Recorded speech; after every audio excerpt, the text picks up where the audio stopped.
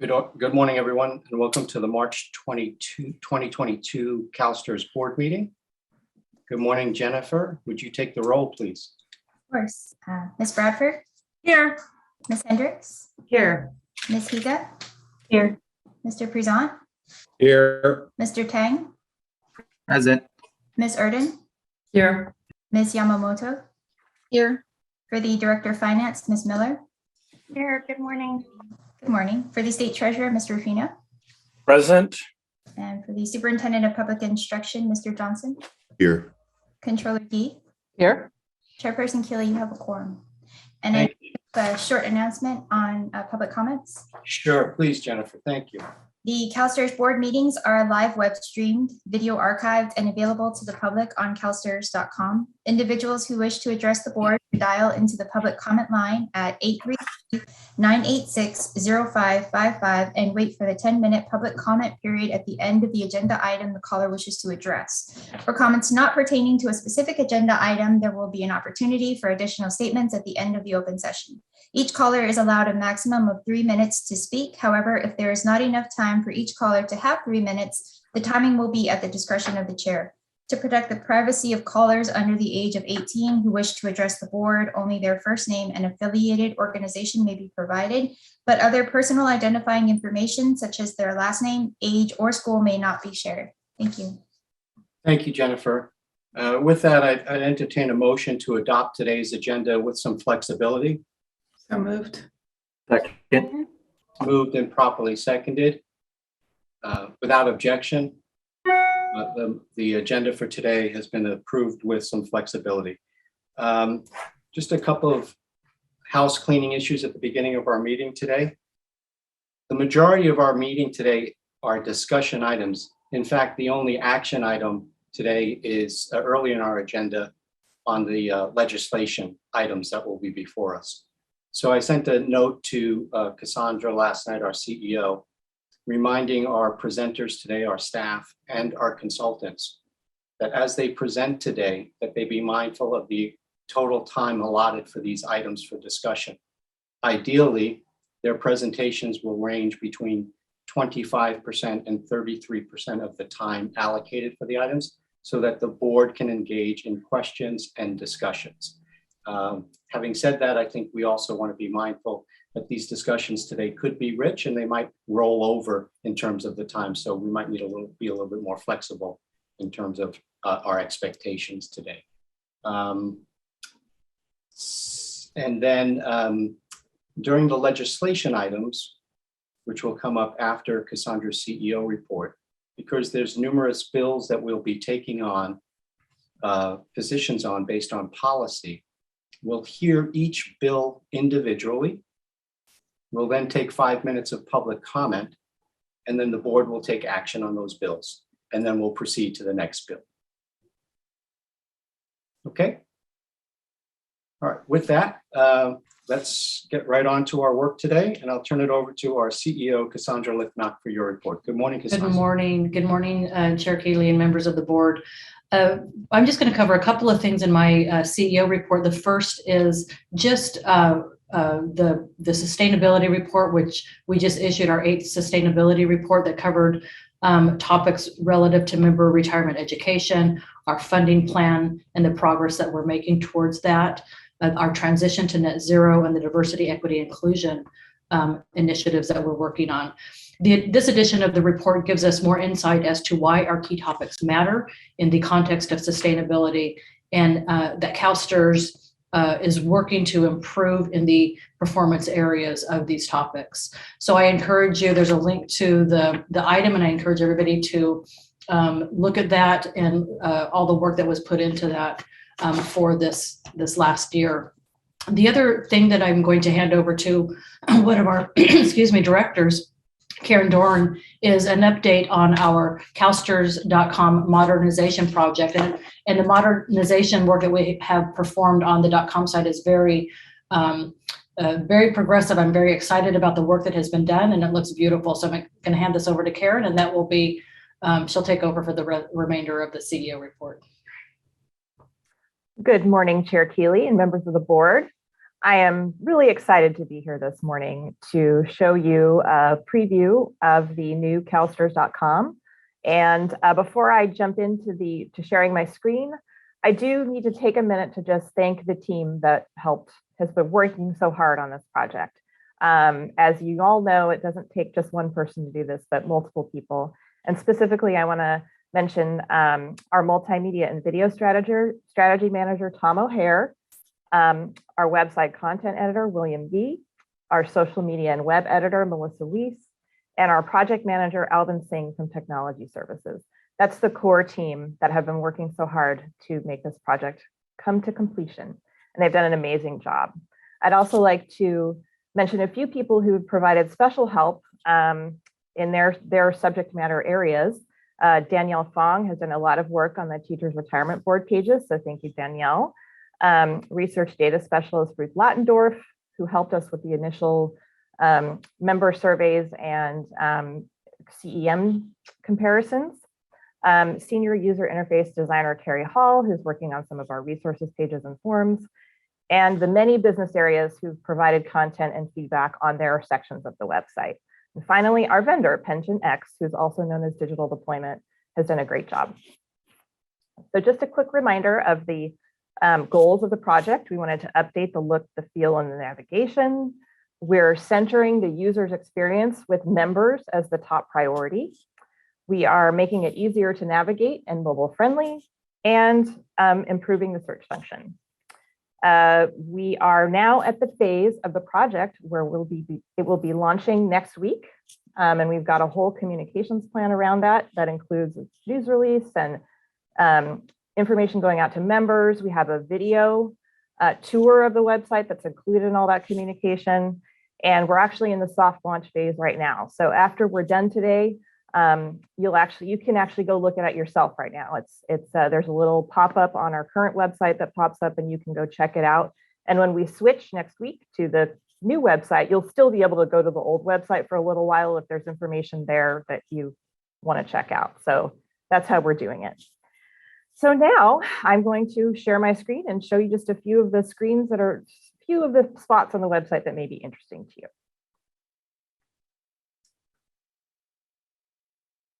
Okay, can I get a thumbs up from someone that they can see that? Great. So here we are on the new homepage of calstrs.com. And you'll see that we have done a lot of work on the navigation. So I'll start with that. We've separated it out into sections for members and retirees. On the members section, you'll see we've also broken it down into various career phases. We've also got an employers section. I'm not going to go through all of these because I will be showing you some of them, but the drop-down menus are much more simple and easy to see the information that you're looking for.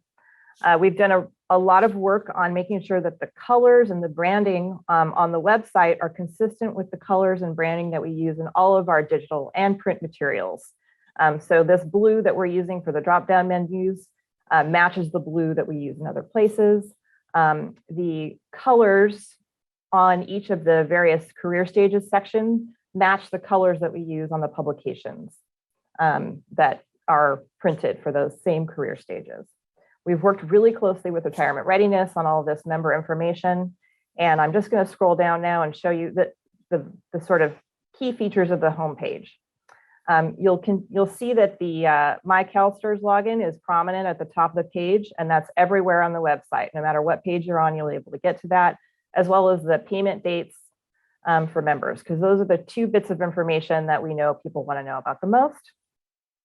We have a new feature highlight here at the top of the page that we can have three different what we call sliders here. You'll see right now it's got information about retirement classes, but also a highlight of our sustainability report that just came out.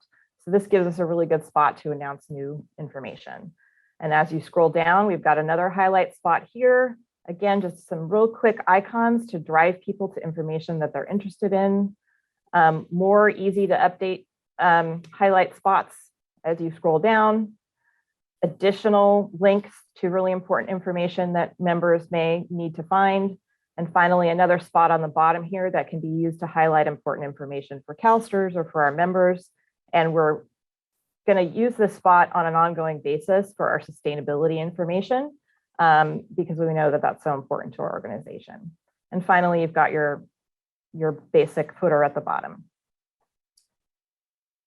So now I'm just going to show you the few interior pages just to give you a look at how they look, at how they turned out. So for members, each of the main landing pages will look like this. So we'll have another beautiful photo at the top with photos in the middle that link you to the important information that's related to the page. The drop-down menu that you saw when you clicked on the home page also shows here on the side. So that's the members page. And then I just wanted to highlight one of the career stages pages, which, as I mentioned, uses the color that we use for that career stage. So this is early career, so it's got the green icons with links to very important information that people need to know for their careers or for their retirement. And then we have contact us. And I wanted to show you this page because these blue boxes are another way that we use to point people to important information. So we've got the COVID-19 updates, the compliance and ethics hotline, and more information on how to contact CalSTRS to help people really funnel their questions to the appropriate place. And then I also just wanted to show you our new investment section. And the thing that I'm excited about this website is it's so modular and it gives us a really great opportunity to highlight important news. We're going to be working with investments on building out some of these pages to offer opportunities for them to show partners information about CalSTRS. And we've got some great information on our sustainable investing pages as well. So that is what I wanted to show all of you. With no objection, I will stop sharing. And if there are any questions, I'm happy to answer them. So thank you very much for the time. Thanks, Karen. I do see Sharon, Ms. Hendricks, you have the floor. Thanks, Mr. Chair. I didn't know if Cassandra, did you want to finish your report and then take questions, or do you have other things to add? That was the conclusion. I just wanted to highlight those two things. Great. But just to echo what Karen said, the gratitude and the appreciation for staff that worked on this. They did an outstanding job. I think it's beautiful. So I just wanted to share that appreciation publicly with them. And Karen, it's great to have you before the board. I know how much work you do behind the scenes, and thanks for the kudos to your staff. We all know that it takes, a lot of people to do good work collectively together. So thank you for that. And so I just want to say impressive. I have been, every day I field members from, questions from members and direct them to our website. And I just think the way the staff have thoughtfully organized it to focus on member education and just kind of highlighting, we know that most members just go to a couple of things, usually those calculators when you're feeling stressed at work and trying to figure out when you can retire. So thank you for the thoughtfulness of that. I was gonna I think that sustainability report just gets better and better, Cassandra. One of the things I'm constantly fielding questions around, what is.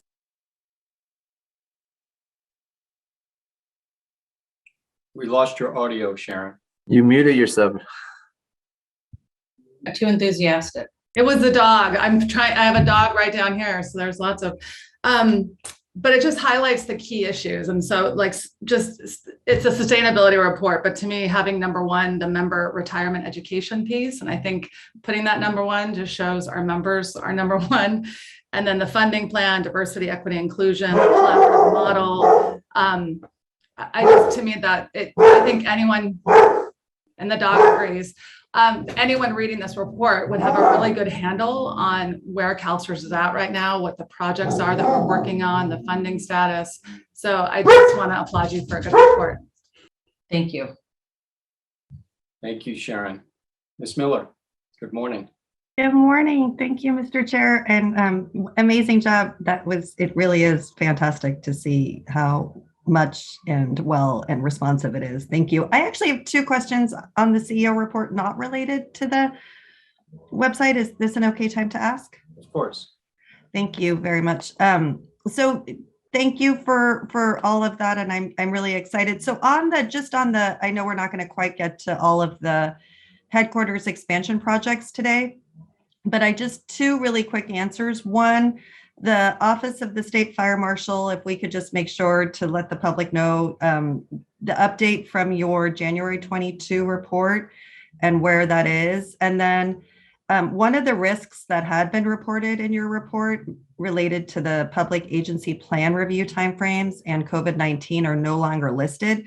So have all of those been resolved, or is it just that now that we've agreed to sell the bonds, we have kind of a more runway to get it all done? So just a couple questions to make sure we're moving apace with the expansion project. Yeah, I can answer that, Gail. So the COVID-19 risk has been lifted off the report due to the fact that we no longer have the requirements where the teams have to come in and go through those protocols anymore. And so that was kind of a risk because we weren't sure the trajectory of the COVID-19 and whether or not we were going to have any delays because of it. But news sounds positive, so we no longer have that risk.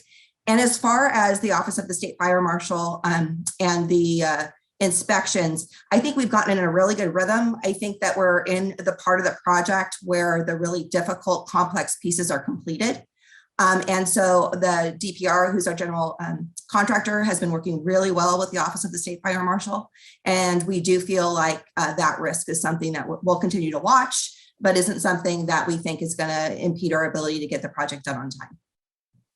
Fantastic. Thank you, Ms. Blatnick. So if possible, if we could just put, especially if we're not going to go through a report, if we could just make sure to maybe update that report just so we're really clear and kind of holding all parties accountable on this, just so we really can get to completion within this new budget amount.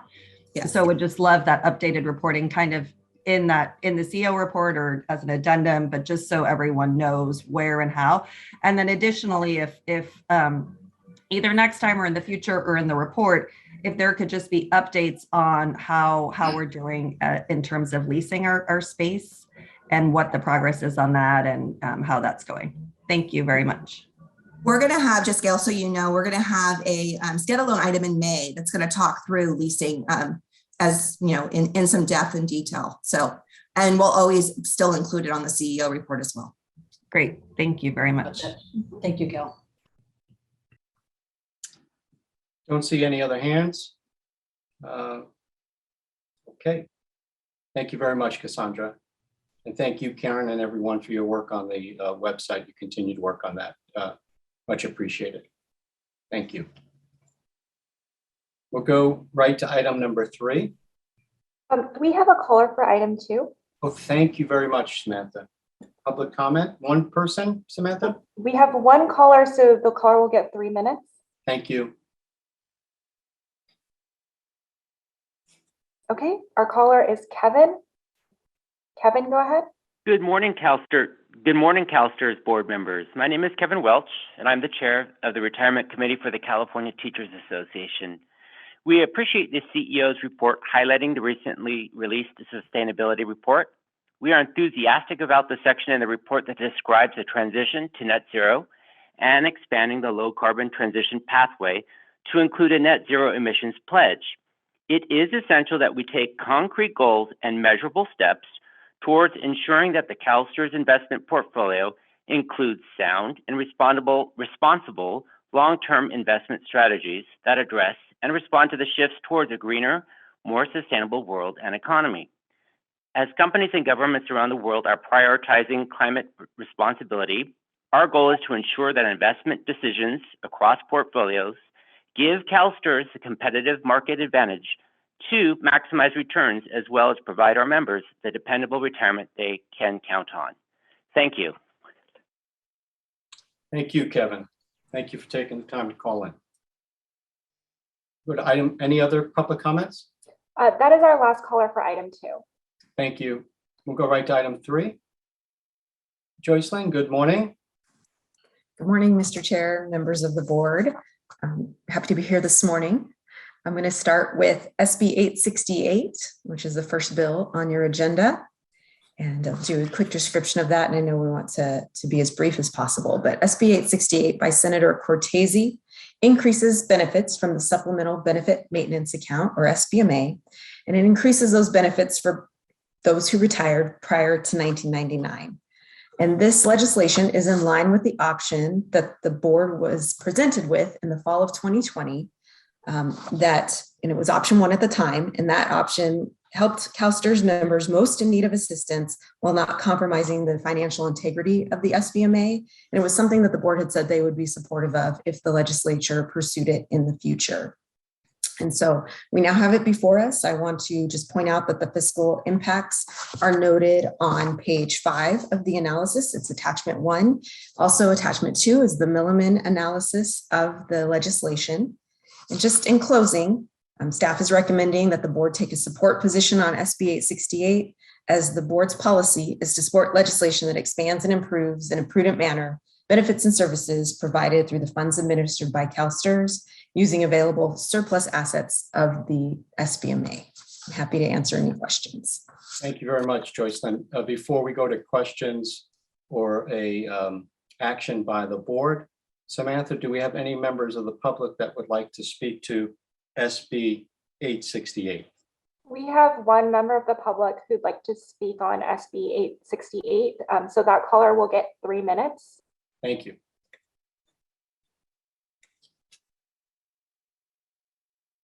Okay, our caller is Jennifer. Jennifer, go ahead. Thank you so much. Hi, this is Jennifer Baker with the California Retired Teachers Association. Wanted to take a moment to thank the CalSTRS team for working so collaboratively with the sponsors of AB 868, and thank everyone for their hard work.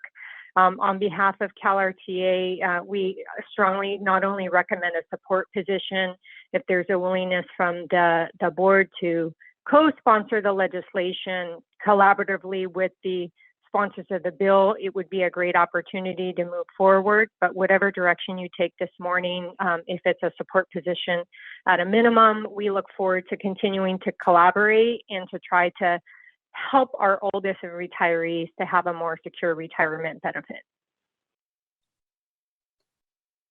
Thank you for your comment. That was the last caller for the first item, or the first bill. Okay, so colleagues, we have before us a staff recommendation along with the Milliman analysis in the materials, a support position on SB 868. Questions or recommendations? I'll move the support position. Okay. Second, Ken Tang. Okay, thank you, Ms. Bradford. Moved by Ms. Bradford to support, seconded by Mr. Tang. Any further questions or discussion? Seeing none, Jennifer, would you take the roll, please? I'm so sorry, Mr. Chair. Please do, Ms. Miller. I'm sorry, I couldn't find my thing. Thank you. Well, I'm going to abstain today, but I do just want to be cognizant of any kind of downward cost pressures. So as we analyze this bill, if we could just watch out for that, both in terms of obviously the state's general fund and then the ongoing cost to our funds. So just making sure we're always aware of that balance. And I know that in May we'll hear from Mr. Reed and Mr. Lamoureux, and they'll talk more about kind of how this affects the big picture. But and again, abstaining today. Thank you. Thank you, Ms. Miller. Jennifer, would you take the roll, please? Sure. Ms. Bradford? Yes. Ms. Hendricks? Yes. Ms. Higa? Yes. Mr. Prezant? Yes. Mr. Tang? Yes. Ms. Urban? Yes. Ms. Yamamoto? Aye. Ms. Miller? Abstain, please. Mr. Ruffino? Aye. Mr. Johnson? Yes. Controller Yi? Aye. Chairperson Keeley, would you care to vote? Aye. The motion passes. Thank you. Look forward to following this legislation. This is an issue that the board has discussed and followed for years. And this potentially has the ability to have a very positive impact on our oldest and most vulnerable teachers in the state of California. And to the extent that we can give them some support, much needed support, I think it's an action and a bill that we can be very proud of.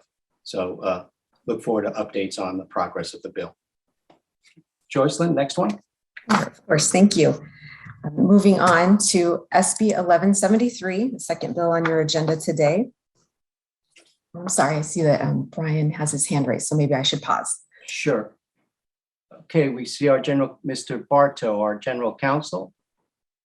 Thank you. I just wanted to take a moment to address the board under your favorite statute, Bagley-Keene, to remind the board that this is an action item that has been noticed to the public as an action item to take a position on a piece of legislation pursuant to your policy, which is Section 5 of your board governance manual.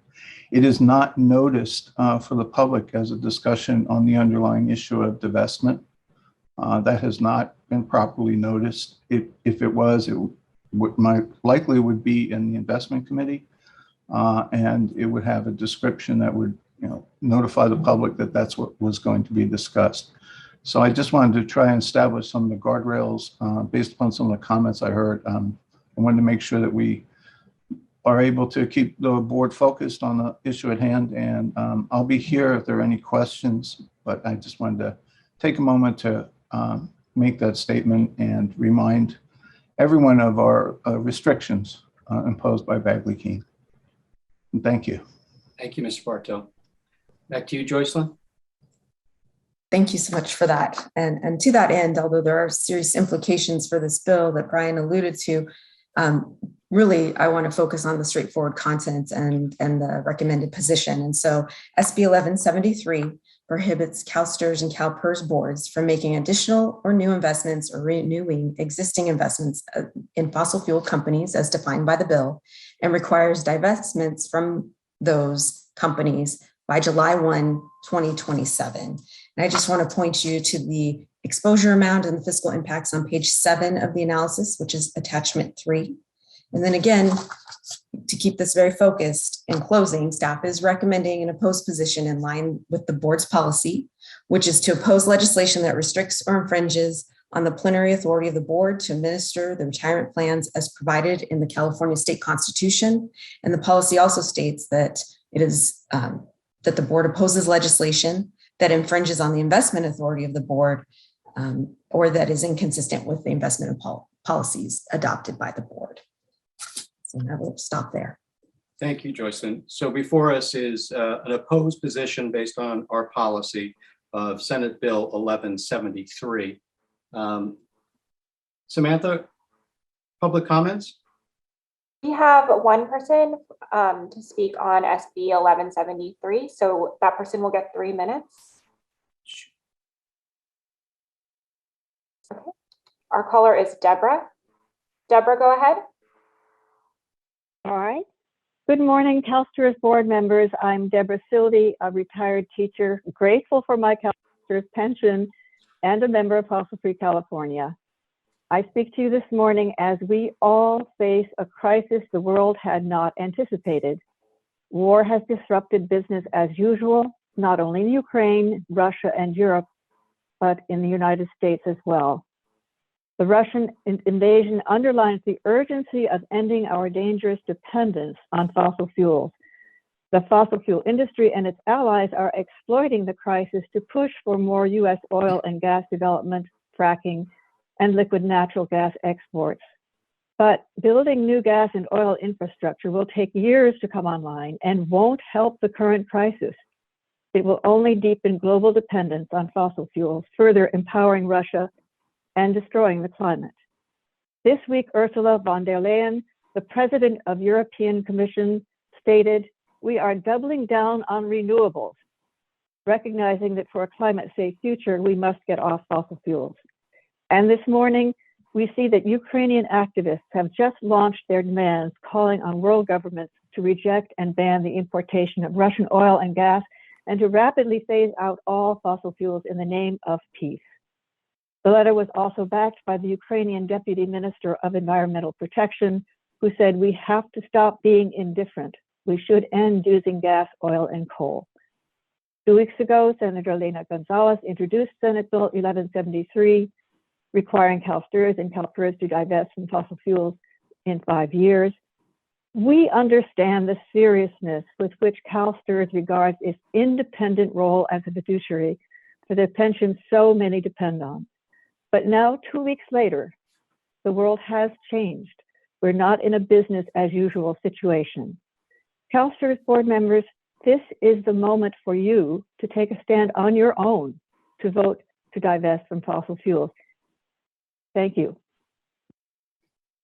Thank you for your comment. That is the last caller in the queue for item 3. Thank you, Samantha. We'll go to board member questions or comments, beginning with Controller Yi, followed by Ms. Hendricks, followed by Ms. Miller. Controller Yi. Thank you, Mr. Chair. Really appreciate the presentation on this bill. Before I get started, I just wanted to see if we could check in with Mr. Johnson about the superintendent's presence for this matter. He's on his way. Okay. Do you think and we'll proceed? Okay. I just wanted to speak on this bill because this bill feels very different from other divestment related legislation that's been before this body. First and foremost, it doesn't include the language that permits the board to exercise our fiduciary duty. Or actually, I'm sorry, it does include the language. I guess what I would say is it's asking the board to put blinders on and just focus on fossil fuel investments. I guess my first question really relates to the definition of a fossil fuel company as one of the 200 largest publicly traded fossil fuel companies as established by carbon content in the company's proven oil, gas, and coal reserves. So is that implementable? Jocelyn, have you spoken to the investment staff about just how that definition is workable or not workable? It's a good question. And as fiduciaries, the investment staff have looked at that definition and they've seen that it may not capture the intent of the bill or where the board would need to go with looking at this type of issue. And so the definition, if you'll notice on page 7 of attachment 3, that as they looked at how to calculate the exposure to the fossil fuel companies and what would be affected by the bill, they included companies that have fossil fuel reserves for energy application and sales being more than 1% of revenue. And that ends up being 174 companies that we have investments in, and it's a combined market value of approximately $4.1 billion that meet that definition. Right. Okay. No, I appreciate that. So you've been able to identify that as the universe that would be affected by the current definition in the bill. That's how we would be looking at the spirit of the definition of the bill and would look to implement this. Okay, that's helpful. And then my other concern about the bill is that by solely focusing on fossil fuels and just kind of this path to divestment really has us ignoring what's happening in terms of our exposure to the broader economy, to just our current efforts already underway to look at how we are going to transition to net zero. I know that there are a lot of people who are frustrated that our transition and our pledge is to get to net zero by 2050, but frankly, we're doing a lot of work right now to try to hopefully improve upon that. And I have optimism that it's going to be before 2050 because the world keeps changing on this front. And so I do think it's a little bit of an undermining in terms of our efforts right now to look at how we're going to make decisions as in the work already underway to reduce emissions and transition to a low carbon world. So, Mr. Chairman, I would say for those reasons, I would support an opposed position.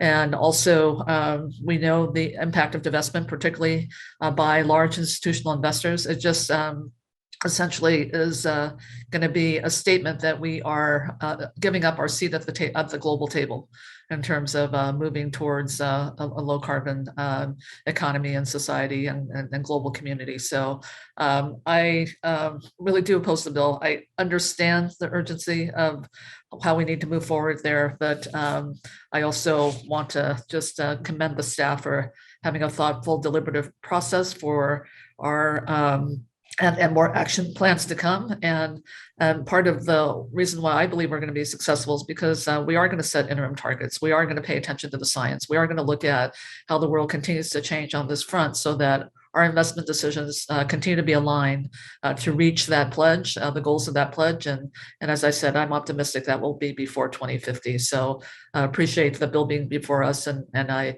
will support the opposed recommendation. Thank you. Thank you, Controller Yi. Ms. Hendricks?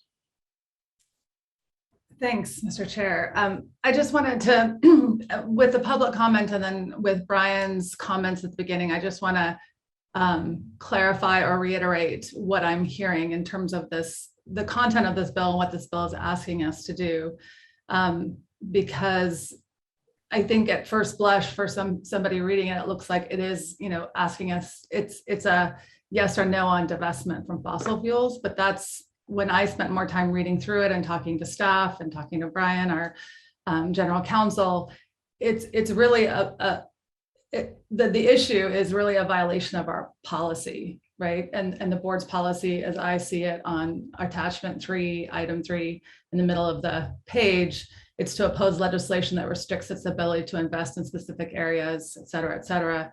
Some of the words that, the tone that Betty provoked earlier about restricting our ability to exercise our fiduciary duty as we see fit. So to me, it's the issue is really around violating our policy versus a vote for divesting from fossil fuels. I do want to say publicly that this doesn't preclude the board from having a conversation at some point about how we're trying to decarbonize the portfolio and the actions that we're taking. But to me, it was clarifying to see that the bill really is a violation of our board policy. And for that reason, I would support an opposed position, the staff's recommendation. Thank you, Ms. Hendricks. Ms. Miller, followed by Mr. Tang, followed by Mr. Ruffino. Thank you, Mr. Chair. We are going to abstain from a vote on this bill, just given tradition on legislation generally, but I do want to speak just briefly to why the board is constitutionally separate from the legislature and why the ability to make decisions for the fund is imbued in the board only. And that is because of the fiduciary responsibility that everyone has spoken about in terms of when we hear from Mr. Reed and Mr. Lamoureux about whether or not we're able to make the payments that we need to make. The only reason we're here is to ensure that our teachers can have a safe and reliable and guaranteed, so that's really the most important thing we do, pension into the future.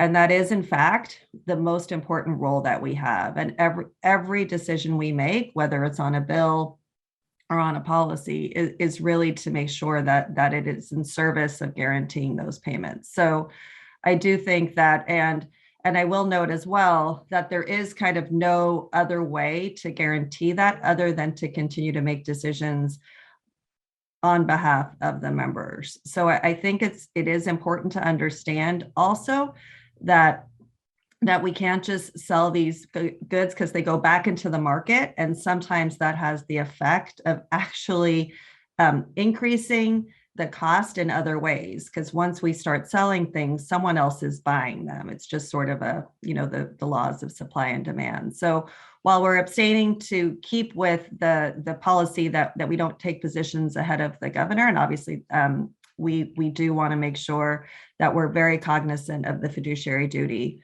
of this board and why it is completely constitutionally separate. So thank you for the opportunity to speak, Mr. Chair.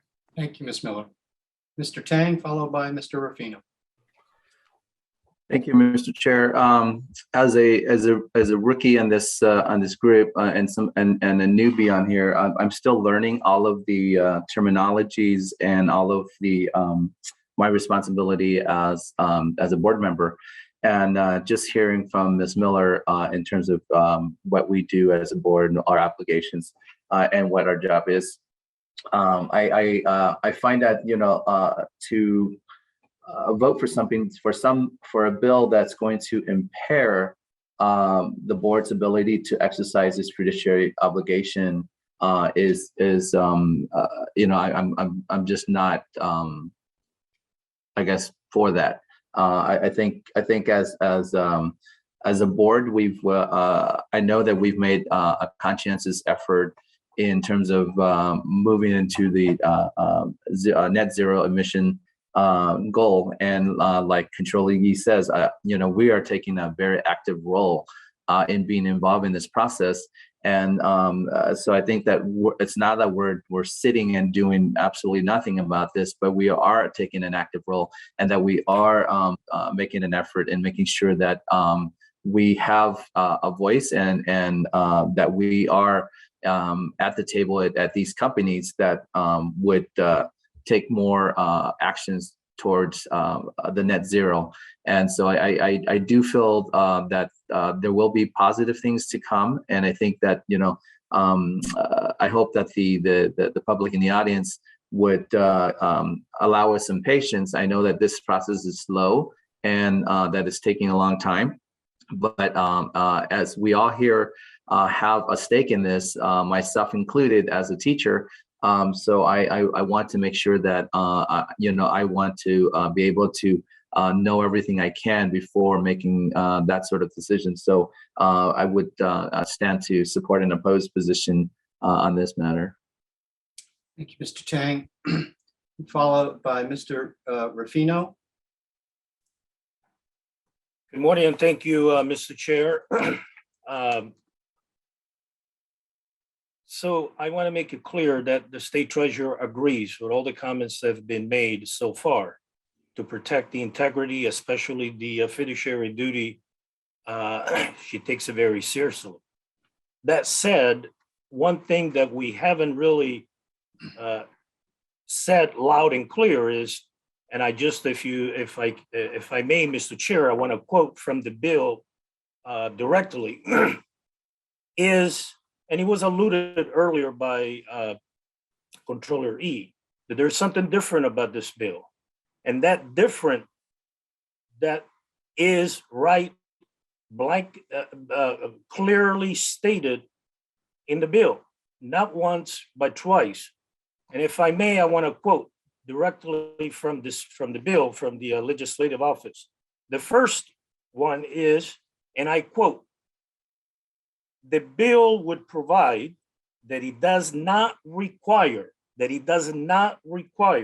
a board to take any action unless the board determines in good faith that the action is consistent with the board's fiduciary responsibilities established in the California Constitution." He says it very clear, right on the bill. And he reinforces again under section 1, CF, F in parentheses. And let me read that so that we all clear. Again, I quote, "Nothing in this section shall require a board to take action as described in this section unless the board determines in good faith that the action described in this section is consistent with the fiduciary responsibility of the board described in section 17 of Article 16 of the California Constitution." So, Mr. Chair, I just want to make sure that we all are aware that the bill does give what I call, quote, an escape clause.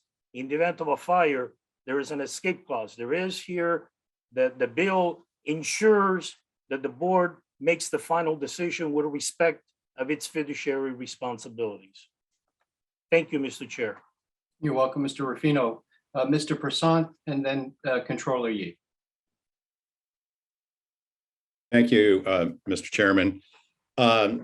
This is a topic that has been with CalSTRS board and I think also probably CalPERS board for many years. And we all acknowledge that the global climate change is one of those existential threats that could absolutely destroy the planet.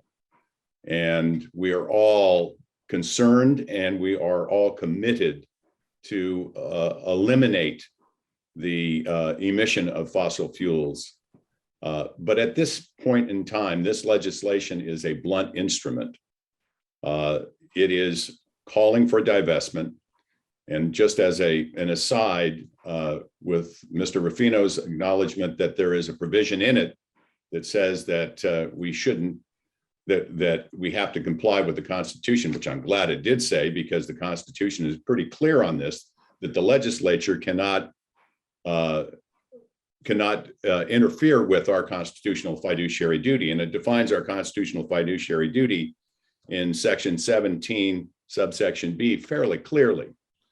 And that is the standard of care given by a prudent person to be committed to the payment of retirement benefits to California's educators.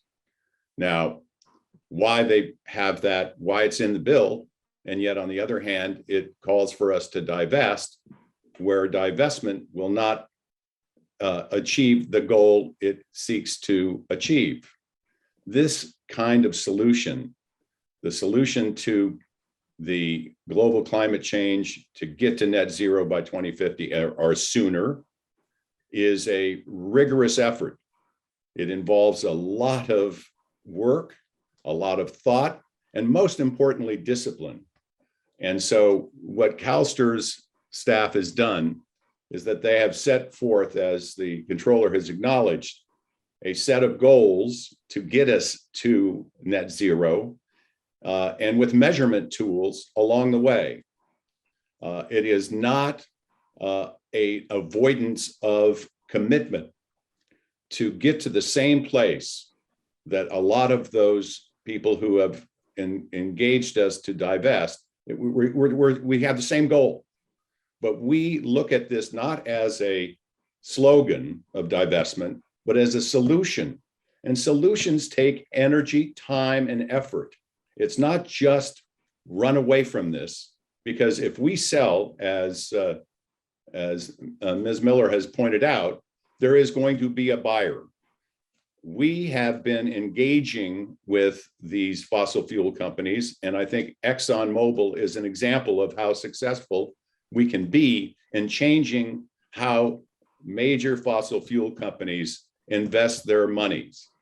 We are pushing them to invest in alternatives and to reduce the emission of fossil fuels. If these shares were to be sold, or the buyer is not going to be of like interest. The buyer is going to be someone or some entity that's going to continue to drill and emit fossil fuels. The buyer is not going to be, more than likely, a geopolitical ally in this world that has been acknowledged today by one of our speakers to be a changed world with the Russian-Ukrainian war. So what I say is that divestment increases the risk to our investment portfolio and makes it harder to achieve full funding, which, by the way, we're at maybe 70% of full funding. So it really does, if we were to support this legislation, it would put us, one, in a very difficult position of determining who fossil fuel companies are, as well as how to execute on this legislation. It's not clearly drafted. It's got a lot of infirmities. And most importantly, I believe it violates, if we were to support it, it would violate the California state constitution. And for those reasons and many more, and I won't take up any more time, I oppose this legislation vigorously. Thank you. Thank you, Mr. Prasad. Controller Yi. Thank you, Mr. Chair, and thank you for the indulgence for speaking again. I do want to just respond to Mr. Ruffino's comment. And I apologize for not threading the pieces a little bit better in my earlier comments in terms of why I feel this bill is different. This bill requires divestment and by a date certain. And it really, I think, just ignores just what we have to do as fiduciaries, to Ms. Miller's point about focusing on our ability to pay the benefits to our members. And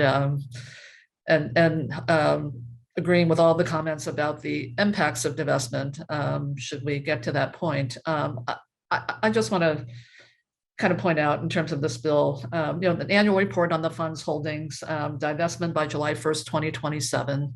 If we're going to meet the spirit of this bill, that will be pretty much the sole priority focus of our investment staff. And we can't handcuff them that way. To be able to fulfill our fiduciary duty to our members. This is just not, it's so incongruous from that standpoint. So on the one hand, I agree, it does have the language that permits the board to exercise our fiduciary duty and to determine that remaining in fossil fuels could be the most prudent action. But frankly, I'll call it for what this is. It's a political football. And the pension funds are always at the receiving end of whatever ails society. And I hope that people have been really listening to the work that we've been doing over the past, certainly since the time I've been on this board, in terms of building to the work that we're going to do to achieve net zero. And I do believe we're going to get there. But we're also very cognizant of our responsibility, first and foremost, to Ms. Miller's point, to our members. But secondly, we know the world is changing. And this bill would actually have us, as I said earlier, put blinders on, absent any recognition of other geopolitical risks that could affect our investment portfolio. And then thirdly, I will say, there may come a time right now we're in a world of where, never the twain shall meet, that, there's a moral imperative. And I personally will say this, I find it offensive that when people come to me and say, I don't care what's happening in the world and people are getting hurt. I think all of us here are here doing this work because we do care. And we are very cognizant of that. But, and maybe someday the twain shall meet, where the moral imperative and our financial fiduciary imperative meet, but we're not there. We're not there. And so our responsibility is to our members. I am tired of this pension fund. To one of the speakers yesterday about talking about how tired we are of all of this. I think we're all kind of tired of this. And what I would say is government has a huge role to play as part of the solution. Let's get working on moving individuals, incentivizing individual behavior towards net zero. Let's look at how we put a price on carbon so that we can have incentives that are right for transitioning to a new economy. But having the pension funds be the political receiver of this political football is just so wrong. It is so wrong. And I apologize, Mr. Chair, for being heated here, but this is what I'm tired of. Allow us to do our work. And I know, and I am very optimistic because we are part of a global community that is trying to move in this direction and accelerating our action, accelerating our ambition, and making our money work for us in terms of where we invest our capital. So I am hopeful that we will get there before 2050, and maybe what's happening around the world will get those twains to meet to where we can get there sooner, and the moral imperative and the fiduciary imperative become one and the same, and we can still serve our members and pay them the benefits that they have so richly earned during their work life. Thank you, Mr. Chair. Thank you, Madam Controller. Couldn't agree with you more. Superintendent Thurman. Thank you, Mr. Chair. Good morning, Mr. Chair and board members. I have a few questions. There have been some statements made about what's constitutionally allowable. And Mr. Chair, if you would humor me, I'd like to hear what it is that prohibits the legislature from even having this conversation, because the legislature is the highest policy body in this state, and they establish policies for this state and for resources, including public resources. The legislature makes investments in this very fund at times when there is the need for that. And so whether anyone agrees with what the intent of this particular author is, to suggest that it is unconstitutional for them to even pursue this action strikes me as, it strikes me as that I'd like to understand how that is unconstitutional. And I'd like to understand why this body is even taking this issue up. This is a measure that as I understand, hasn't been heard in a single legislative committee. Not a single legislative committee. And so why this board needs to take any action, oppose or support on an item that has not been discussed in any single way is unclear to me. Now, I understand that there are provisions in the board's policies about opposing legislation that might seem to point the pension fund in ways that can be harmful. But the action of this board is not required as it relates to this isn't a policy that's been enacted.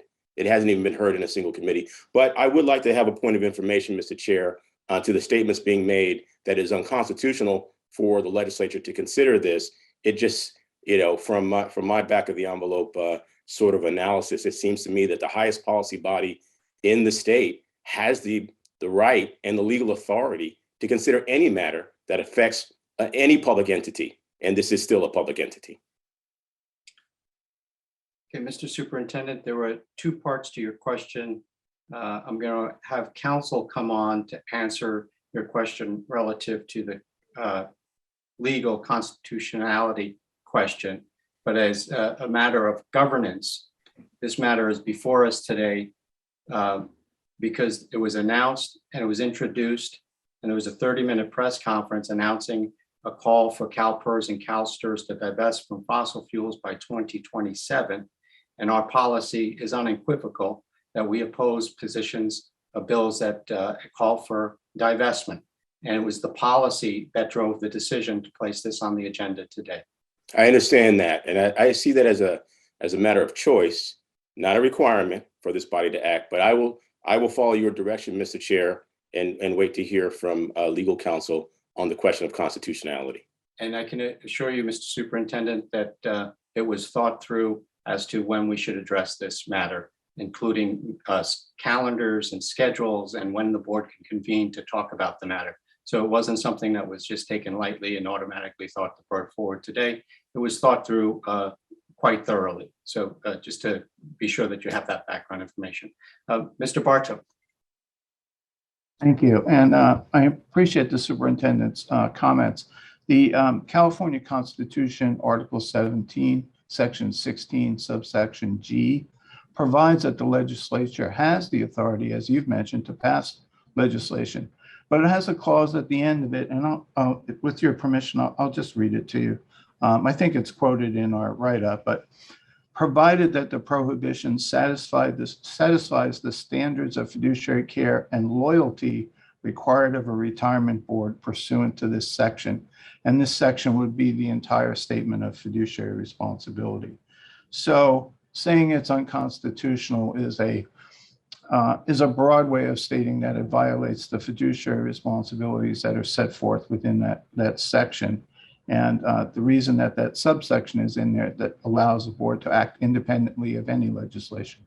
So that is what I think when people refer to it as unconstitutional, it is the idea that it's violating that particular section. I thank you for your interpretation. Again, I still would assert that the legislature is the highest policy-making authority in our state and has the authority to make decisions, even when they go against the desires of any of our public entities. And that is not unique to CalSTRS or CalPERS. That also applies to our UC Regents, to our CSU systems. And that is why, as the elected officials of this state, they have the authority to make decisions for public making entities. I'll look into the language in the clause that you shared, but it seems to me, again, that this action by this board, whether you agree with the author's intent or disagree with it, that's the right. And I've enjoyed hearing the debate about why this is good or bad. But at the end of the day, I don't understand why this board even needs to take this action. This bill has not been heard in a single committee. I know that people think that this is political theater, but this is an author who is very thoughtful. And it seems to me that as this board has set a desire to reach net zero, that there might be opportunities to have discussion with the author about how this policy, if it even got passed, could support the board's goal to get to net zero.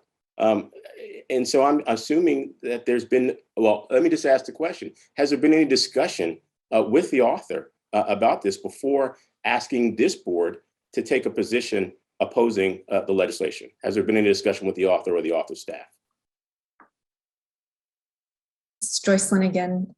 So we were not contacted before the bill was introduced to discuss any opportunities along those lines. We have been in touch with the author's office to let them know about the bill being brought before the board today. And I know additional conversations are also being set up. That's fair enough. That I think it's certainly helpful whenever an author does a bill that affects any particular sector or industry that they should have conversations. That's fair enough. I hear you saying the author did not contact CalSTRS. I just think that there is the opportunity still to have conversation before taking a position in support or opposed, in opposition to talking with the author about the intent, sharing the things that we've talked about and that you all have talked about why there needs to be time to reach net zero. Again, it's again, not having any conversations with the author and to just flat out out of hand make a recommendation to oppose a bill that hasn't even been heard seems to me to be premature at best.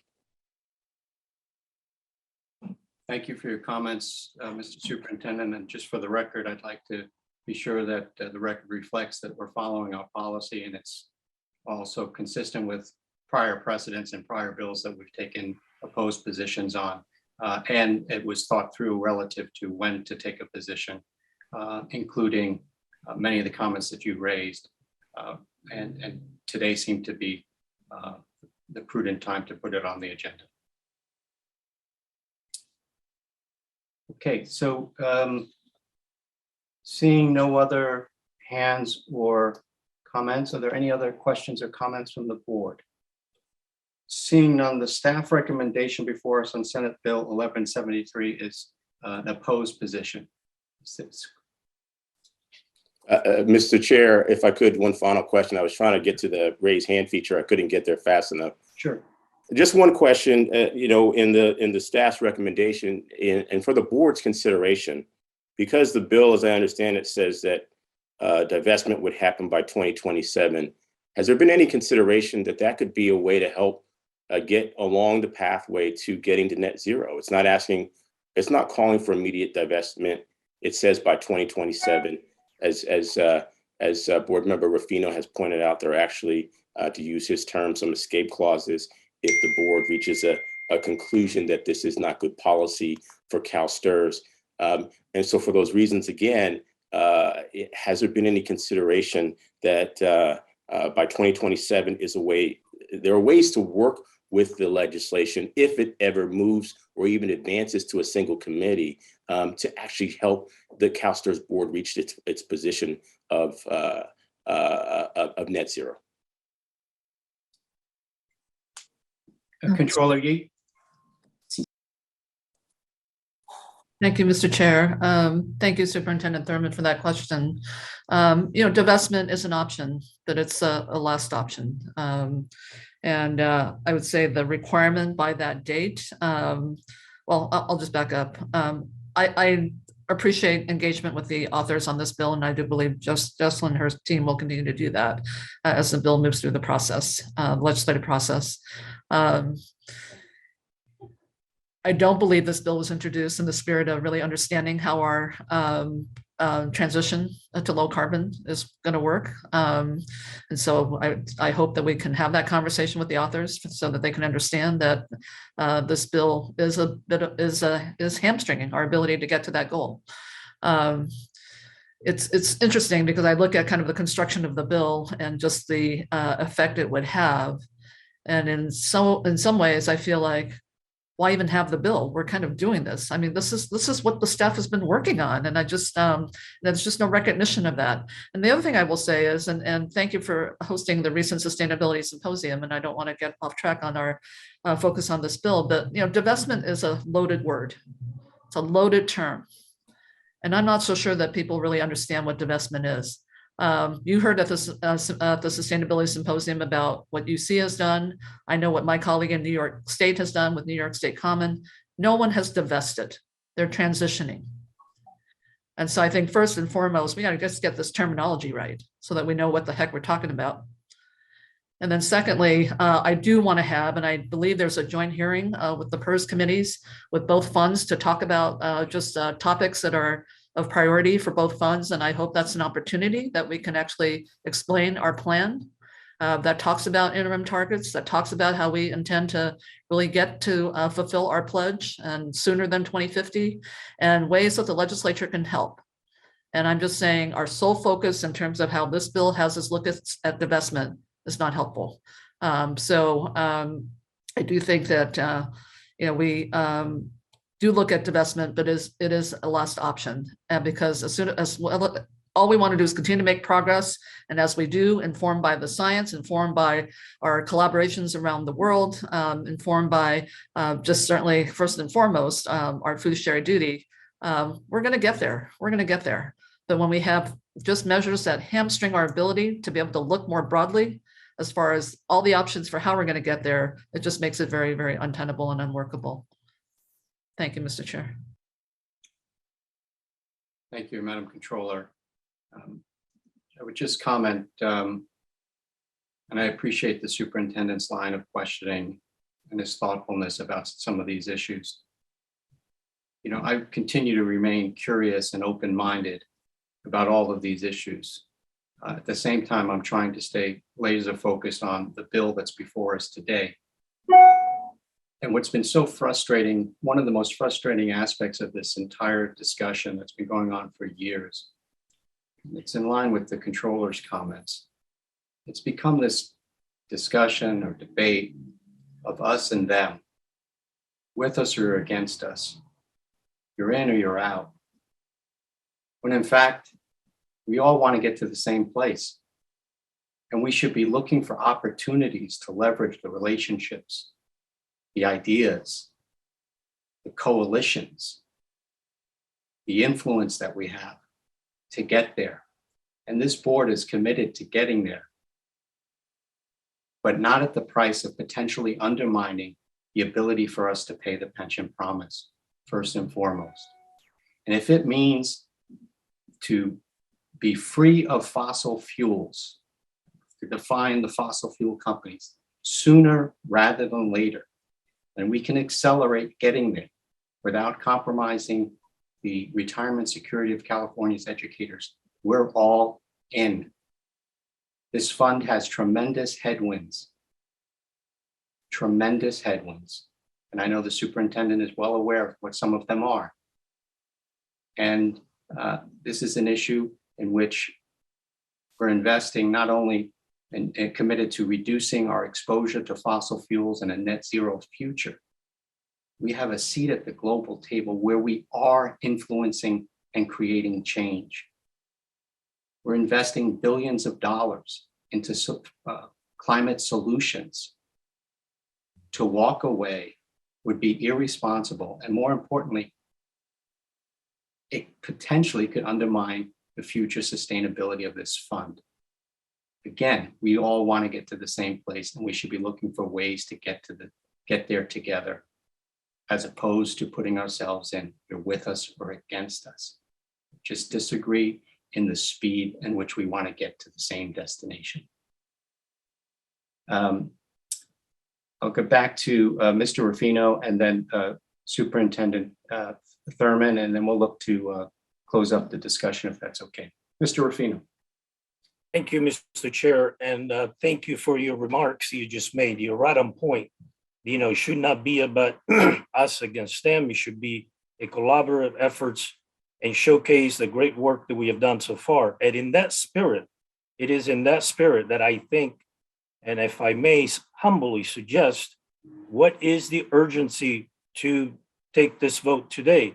Postpone the vote, postpone the bill. Let's have all these discussions that you just alluded. Let's have the conversation with the author, which we have not had. Let's have the conversations with other stakeholders. Let's try to, as it was said, this bill was introduced on February 17, not even a month. It is almost unheard of that you take a position in a bill within, the next day that it gets introduced. Let's have those discussions that we all have talked, that you have eloquently talked about, and see if we can get there together rather than taking different roads. And then if there is an impasse, then obviously, you have to take action. But it seems to me that we haven't given the process a chance yet, and we are jumping the gun for whatever reasons. And so for that, Mr. Chair, I don't know if it's out of order, and maybe it is, and forgive me, please, but I would make a substitute motion for us to postpone, to not to take a position and bring back to the board when we have more information and we have established that we don't have all the details. This bill is in process, work in process, and we need a lot more answers before we should, take a position. This is about the bill. It is not about our fiduciary duty, because the bill gives you the ability for you to not act if it is not consistent with your fiduciary duty. I already mentioned that point. Thank you, Mr. Chair. Thank you, Mr. Rufino. I believe you proposed a substitute motion, which is for us not to take action on the bill today. If that's in order, Mr. Chair, if that is in order, I would like to propose that.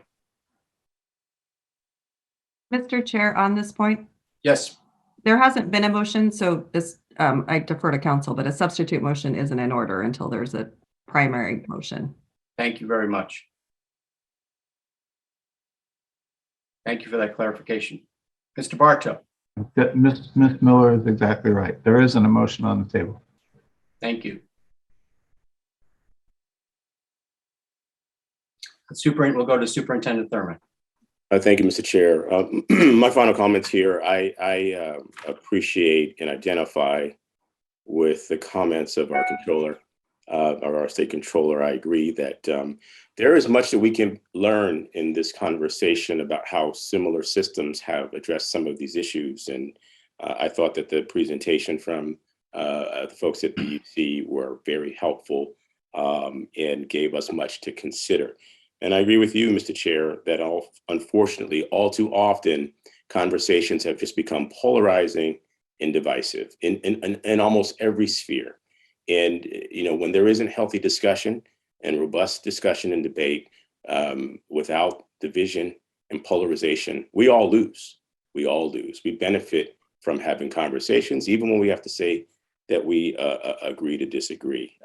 I would just simply say that if it's fair to say that the CalSTRS board and staff have done a great deal of work on trying to create a pathway to getting to net zero. And maybe the legislators are not aware of that, and maybe what's in their bill language doesn't recognize that. I think those are fair statements. I would simply only say this, that if the first action from this board on this item is to simply say oppose that bill, I don't know how that lends itself to being able to have the kind of conversations with policymakers who could influence this item and this matter, and who I believe want to be helpful, only because I know that this author recently submitted legislation that is allowing California to move forward with creating broadband all across the state, and has spent 2 years working with partners in every segment, in every sector that is impacted by that. And so, having seen that work and that willingness, I think that this is an author, a legislator who would want to work with CalSTRS. So at any rate, I appreciate the comments that have been made here today. I just think that if this is the action taken today, it does not lend itself to having conversation with policymakers who could be helpful to the work of CalSTRS in getting to net zero. Thank you, Mr. Superintendent. Ms. Bradford. Thank you, Mr. Chair. Two things. Firstly, I would like to remind everyone on the board that any kind of legislation that we receive to divest from anything, we have always followed our policy. This whole discussion has become about divestment, which council told us at the very beginning was not what this discussion was supposed to be about. I would like to move the opposed position on this bill. I would appreciate a second. Thank you, thank you, Ms. Bradford. It's been moved by Ms. Bradford, seconded by Controller Yee, to oppose Senate Bill 1173 as recommended by staff and consistent with the CalSTRS board policy. Ms. Hendricks. Thanks, Harry. I guess I would just also lend thoughts consistent with you, Mr. Chair, around the conversation. I appreciate Superintendent, you being here today to opine on this particular issue. I will say there have been many of us, I think it's 10 plus years. I think Harry, for you, it's been, I don't know how long, 14 years. So many of us have been in these conversations a long time. And I would say as educators, we're curious, we ask questions, we like to wrestle with big issues and get all the different sides of an issue.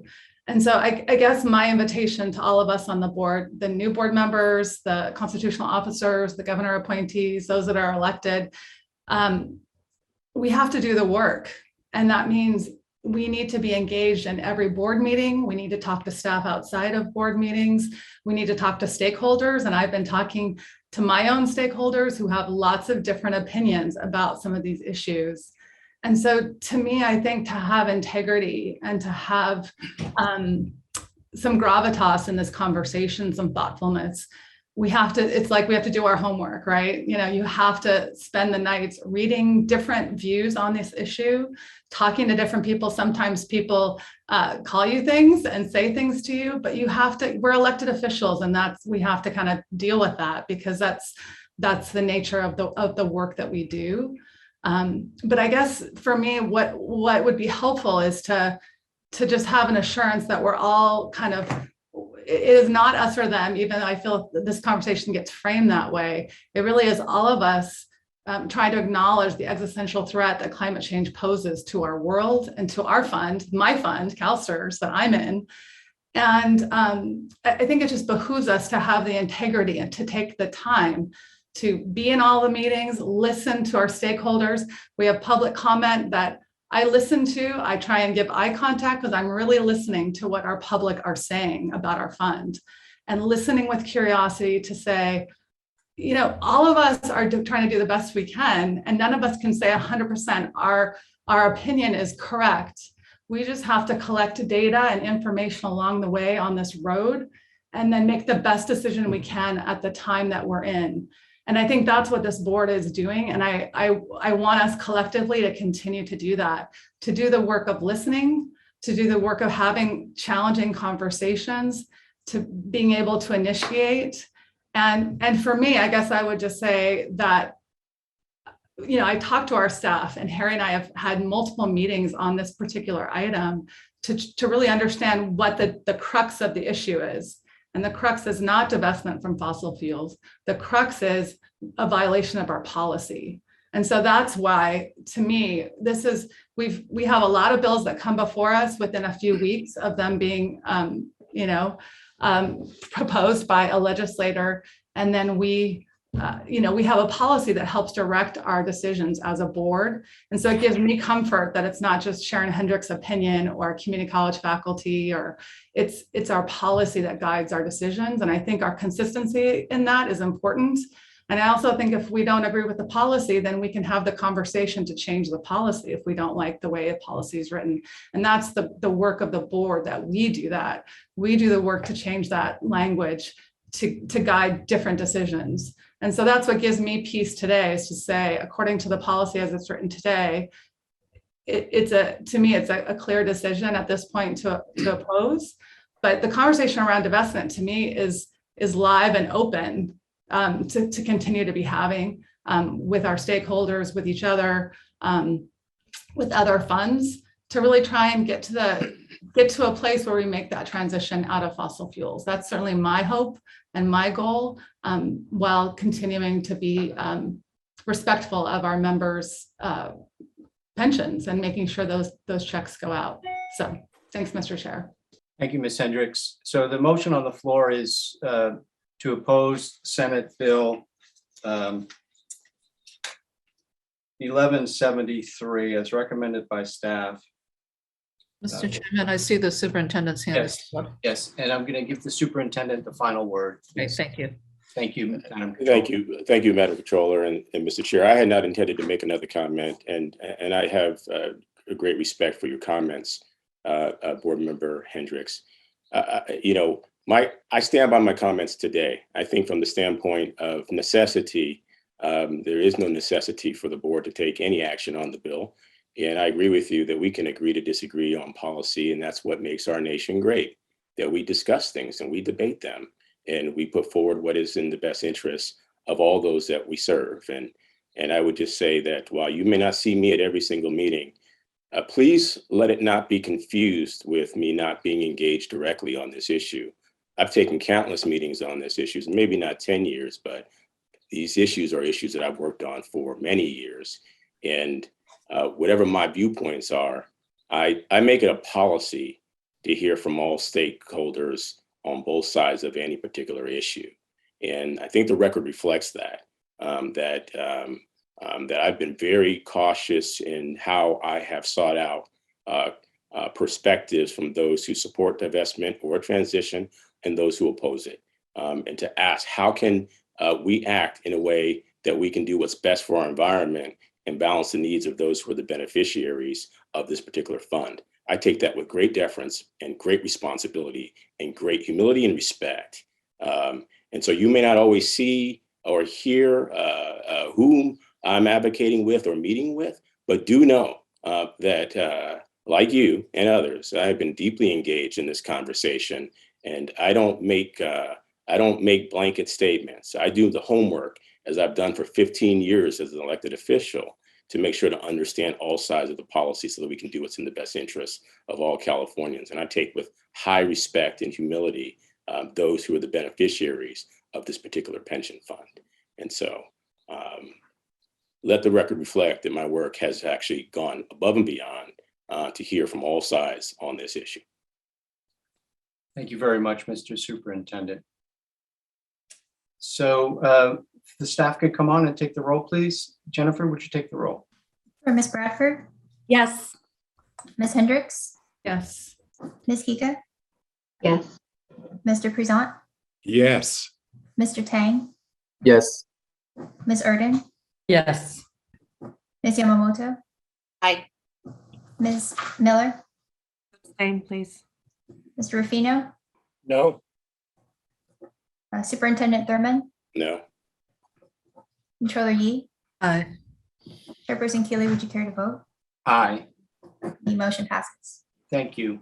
Thanks everyone for a thoughtful and respectful conversation on this on the bill before us, and to the extent that it crept outside of directly on the bill, please note that my intention was trying to balance that with making sure that everyone had an opportunity to freely express their views and thoughts on an important matter. And that's critically important for our work. With that, I'm going to suggest we take a 10-minute break. Okay, and we're going to come back in 10 minutes if that's okay. Thank you.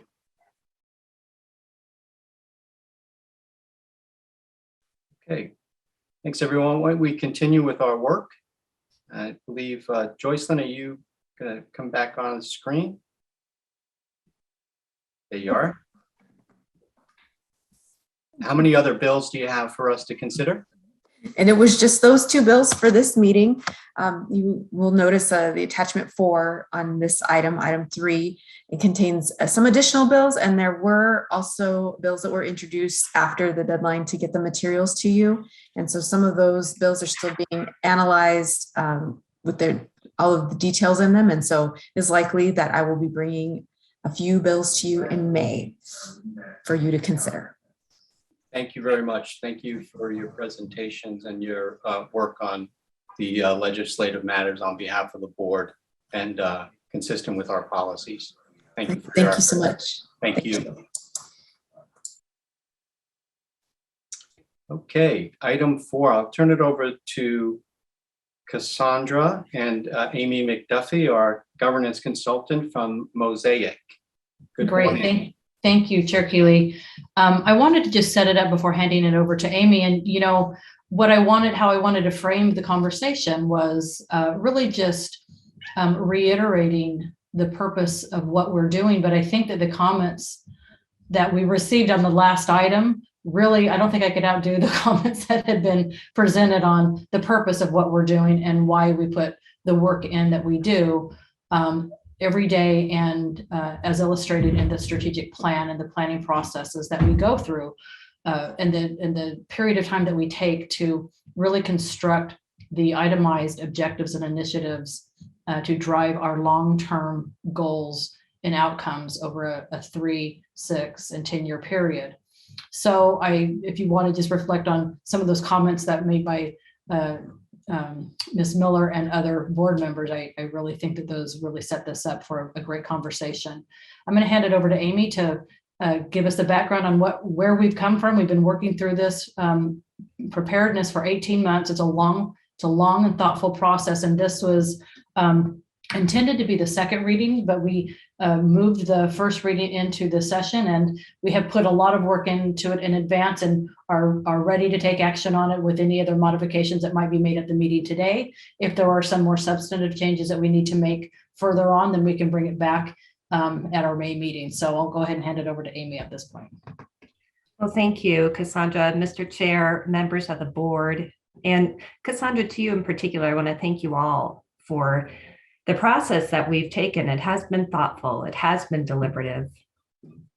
And as you mentioned, it has been many months in the making. I hadn't realized it was 18, but I think you're spot on there. And so we've come a long way, and we're at a really good point today. And so where is that? Well, so we're at the point where we have a solid draft. We shared that with the board in January.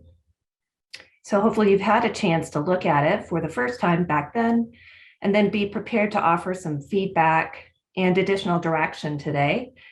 The questions are, how close is the draft to being final? That's question number one. And then question number two is, what else needs to be done to bring it to a final state so that's ready for adoption? So those are the key questions. Mr. Chair, I know we're probably running a bit behind, so I thought I'd just offer some brief commentary at the cruising altitude level to kind of set the stage for the discussion, and then I'd hand it back over to you if that's okay. Cruising altitude above the turbulence? Yes, no turbulence. Great. Okay, so I just wanted to signal a few important things here and remind us all why the strategic plan is important, because that really sets the stage for the governance level work that this board does and executes on an ongoing basis. The strategic plan, we've talked about this before, it's a living document.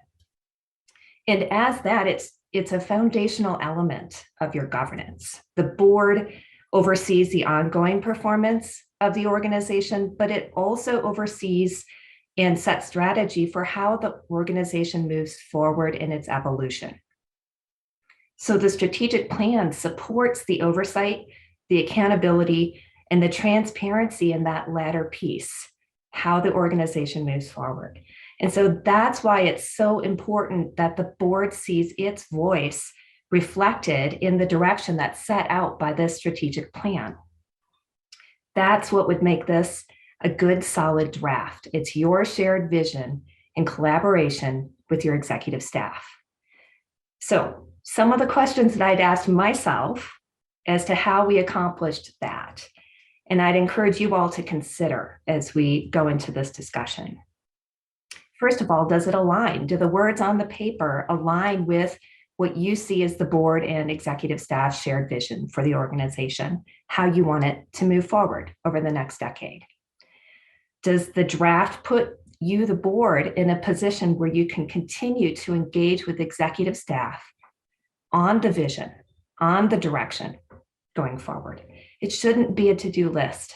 So if you look at this plan and you see a to-do list, then it's not at the right level. And I'm hoping that you agree that it's not a to-do list. At the same time, it should also parse the strategic from the important. We talked about this at the October offsite. You have many things in your governance environment that are critically important for you to monitor and oversee. But in your strategic plan, we need to focus on what moves the organization forward, what new things need to be brought into life with leadership and oversight from the board and work by the executive staff and all CalSTRS staff to make that happen. Does it reflect a continuation of previously committed to objectives, like the collaborative model, for example, your pension solution and Benefit Connect projects?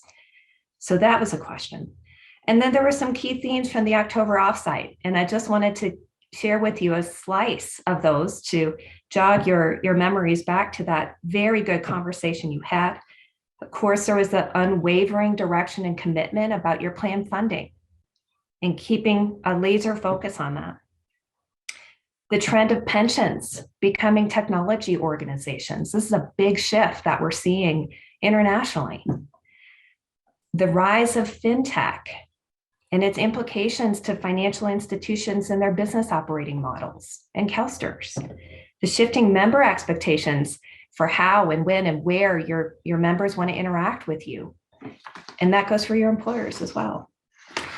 Recognizing innovation in the broadest way. It's not just about technology, but culturally, how does CalSTRS view and address risk and your risk appetite in light of innovation and all that means? Your evolving role in the many communities that you operate in, both within the industry and outside of it, at the local, state, national, global levels. How do you accomplish your mission by leveraging relationships, coalitions, partnerships, and having leadership in those venues? That was an important theme. And then, of course, we had the very foundation of work and retirement and how those definitions and perceptions are changing, and ESG, diversity, equity, and inclusion, how CalSTRS leadership flows into those items to bring them to a steady state with as we move forward, obviously over the next several decades. So that's just a slice of some of the themes that we had talked about in October. Hopefully in this document, it also captured the energy and enthusiasm and excitement that the group of people that I was with in October, the board and the staff had as you talked about these things and the very bright future that CalSTRS has in front of it. Last but not least, I asked myself, is this a reasonably ambitious plan? It needs to stretch the organization, but not overwhelm it. And so, Mr. Chair, that was the cruising altitude snapshot of questions and considerations. Before I turn it back over to you, I wanted to offer 30 seconds of thanks because again, it has been many months and it really took a village to get us to this point in the planning process. Again, I want to thank the board and Cassandra for your leadership and your thoughtful participation along with executive staff. We have many meetings, many good opportunities to provide input. I also want to thank all CalSTRS staff because your voice was heard through this process, as well as the stakeholders who responded to the surveys that CalSTRS produced to provide their input. We cast a very wide net to make sure this was very inclusive to capture your direction for the next 10 years. And while they're not on the screen today, I'm hopeful that they're listening. And I wanted to especially recognize the CalSTRS Enterprise Strategy Management team. And that is Vaishali Dwarka, Lori Hinkson, Noel Plouffe, and of course, Ellen Mauricio, who's the newest member of the team. You as a board do not get a chance to see the intensive brainstorming and teamwork and partnership that the ES team offers to me and my team as we work on the strategic plan. And of course, their partnership is essential to the process, and they are the pivot point for how this document lives in the organization as it rolls into implementation. And so they're a critical piece of it. And I just wanted to thank them for their partnership. So with that, Mr. Chair, I think we're at a good point to hear how close is this document to the final from the board's viewpoint and what else needs to be done to bring it to a state of conclusion. And again, thank you. So turning it back to you. Thank you, Amy, for your work and your continued guidance and support of our efforts. As Amy stated, we're looking for feedback or suggestions for any potential changes or guidance that the product that's before us today is ready to be approved and acted upon. So let's open it up for questions or discussion. Ms. Miller. Thank you, Mr. Chair, and thank you to our CEO and to Ms. McDuffie.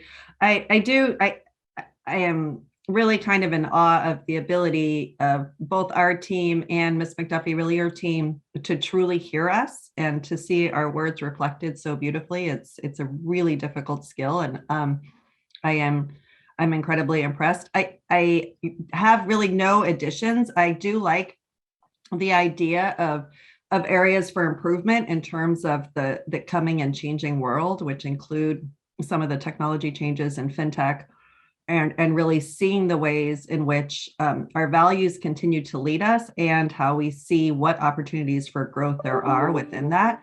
I think it's incredible the way that this is in a lot of ways a values document and it's actionable. And I think that's really rare to see that. So if I had any suggestion in terms of improvement, although I think it is great the way it is, I do think sort of building out those areas for improvement in terms of what we're going to see in the next 10 years to meet our goals, which is to serve every member with, and how we'll adapt to really changing circumstances in the future. So that would be my only area that we remain really focused on, is how we move forward with some things when we really don't know what's coming. But I think, again, really incredible job and huge kudos to everyone. We'll go to Ms. Erdan and then Controller Yi.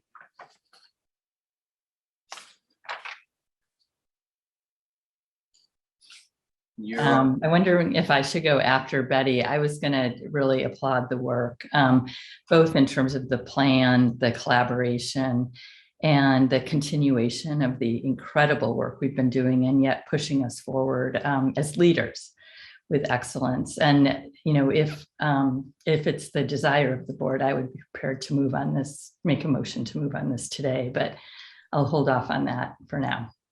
Okay. Terrific. And I would echo Gail, Ms. Miller's comments as well in terms of operating forward, as we do live in a dynamic world, but I've seen us adjust that way. So I'd encourage us to continue to do it. Thank you. Thank you. Controller Yi. Thank you, Mr. Chair. And Jennifer, I was prepared to second your motion. So if you want to have that be entertained, I'm happy to second it. I agree with both Ms. Miller and Ms. Erdan about just the comprehensiveness and the just really the capture of just what the priorities ought to be, and yet very much with a forward orientation. And I think that's often very hard to do when there are so many real-time challenges that we're dealing with, and how we vision that. And so I think this whole process has been so critical from that standpoint. I did have one question, and that is, I know the next step will be to kind of build out these annual business plans to meet the goals. And I was just curious how, since the prior plans were based on a 3-year period, I'm not sure how the 10-year timeframe will influence the development of those plans. And so just kind of some comment on that. And then my second, I guess, just thought is, as we particularly move into some of the operational goals, particularly around things like fintech and other new ways of doing business, I just want to be sure that we build in a robust stakeholder engagement process, so that we're all in this kind of ecosystem aware of the changes and potential challenges that face us as we implement some of those new ways of doing business. Did you want me to comment on the building that out for the next 2 years? We look at when we're building out the annual business plan and when we're keeping track of all of the progress associated with the work that we're doing annually, we make adjustments along the way to ensure that we are adapting to any changes in the environment or any other changing strategies that we may need to embed into the current plan itself. We're looking at the long term, but the iterative processes to achieve our long-term vision. And so how we've had it framed and developing and preparing and setting the stage in this initial 3-year period just links right into the initiating and executing, and then sustaining into the final phases of that. But as I said, we make adjustments along the way, and that's always been the process. We're always are keeping our eye on the ball, and we're reporting it back to the board regularly on how we make those accomplishments. Great. All right. Thank you. Thanks, Mr. Chair.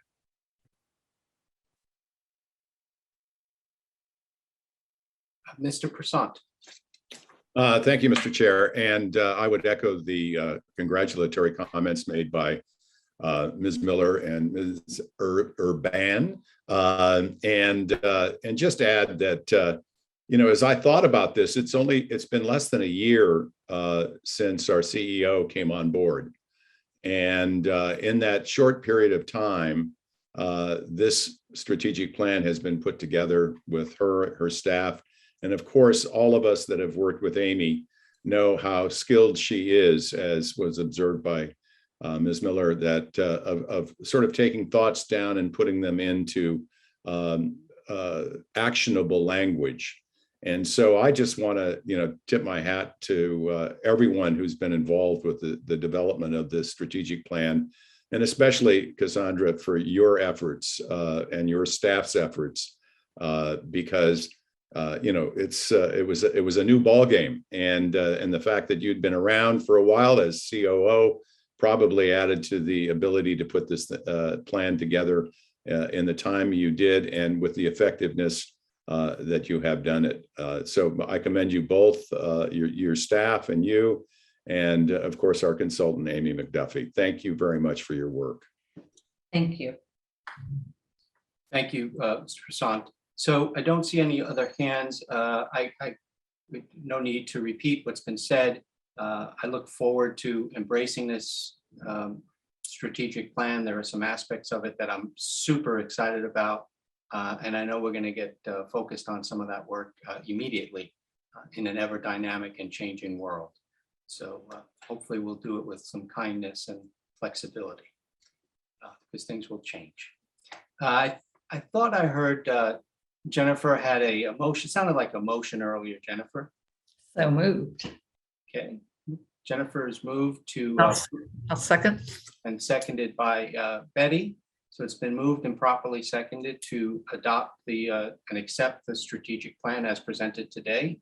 Seeing no other discussion or hands, could we take the roll, please? Sure. Ms. Bradford? Yes.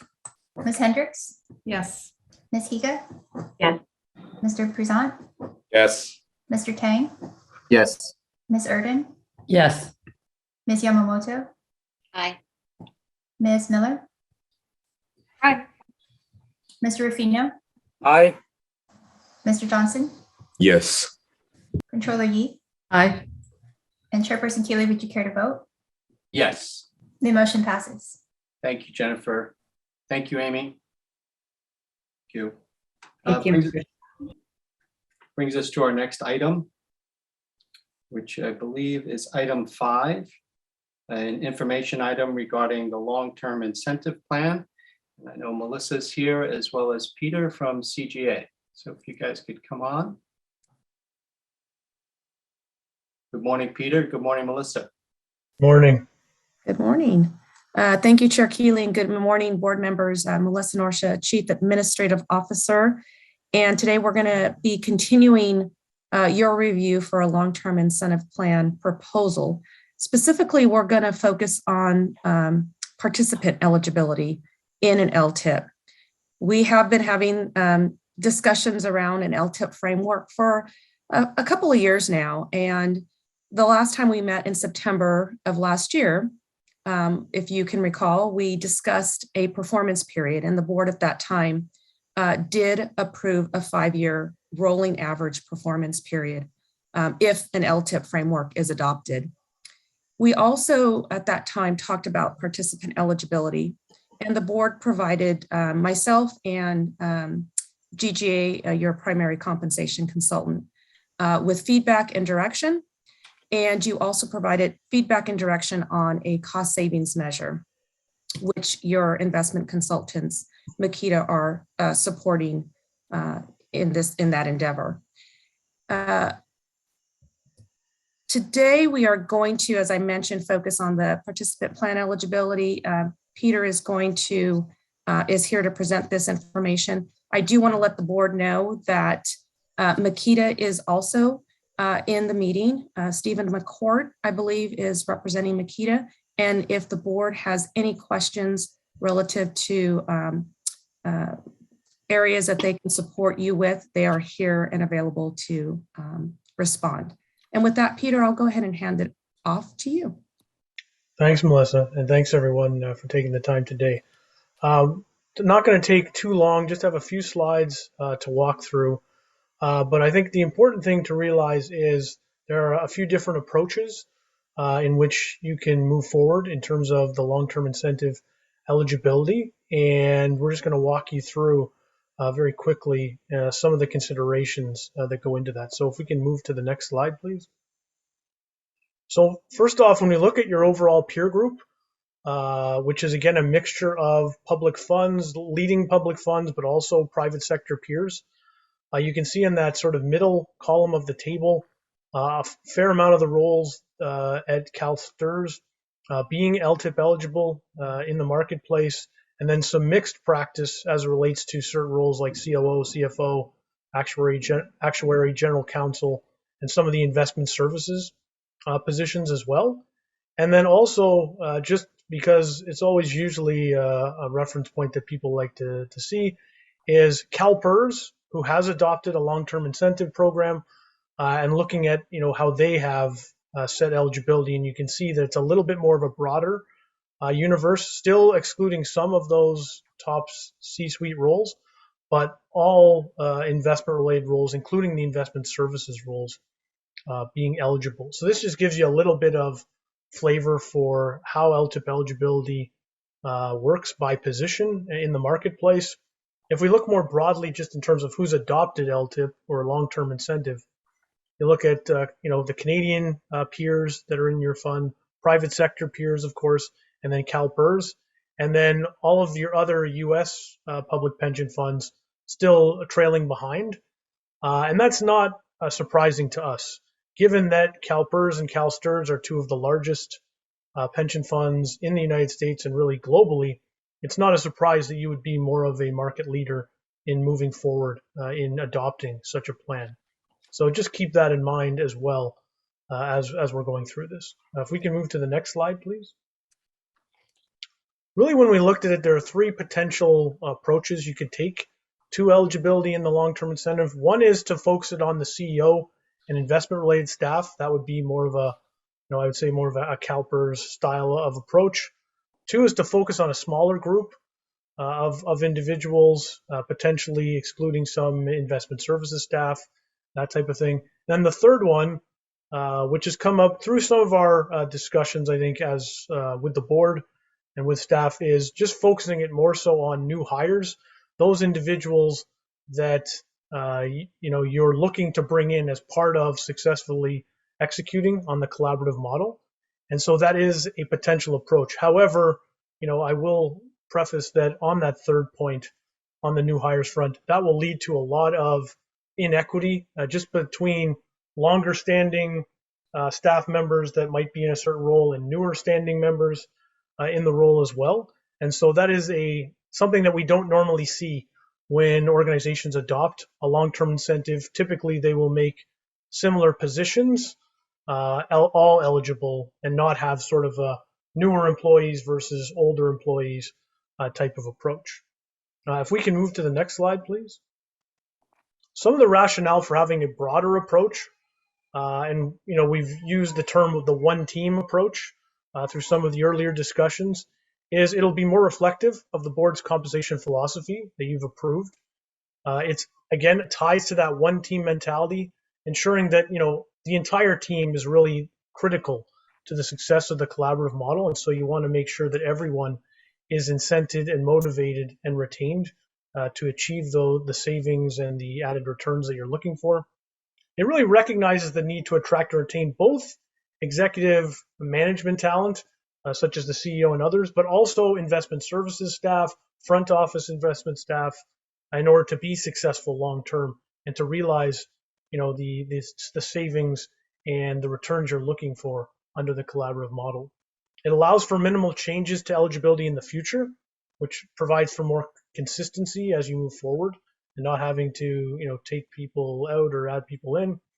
And then lastly, it really does align with the labor market analysis that was provided to you back in June of 2021, where there were gaps shown between CalSTRS and the marketplace due to a lack of long-term incentive. So it would allow you to align to your philosophy and to the results of that market analysis in 2021. If we can move to the next slide, please. In terms of looking at a more narrower approach or less positions being included, it would definitely allow the LTIP costs and the potential cost, I will say, because this is pay at risk and they will have to perform to achieve any kind of payout, but it would keep the potential LTIP cost lower. at the start of the LTIP program, although if you're only limiting it to a few roles with not many incumbents, that'll be a very slight savings in terms of cost.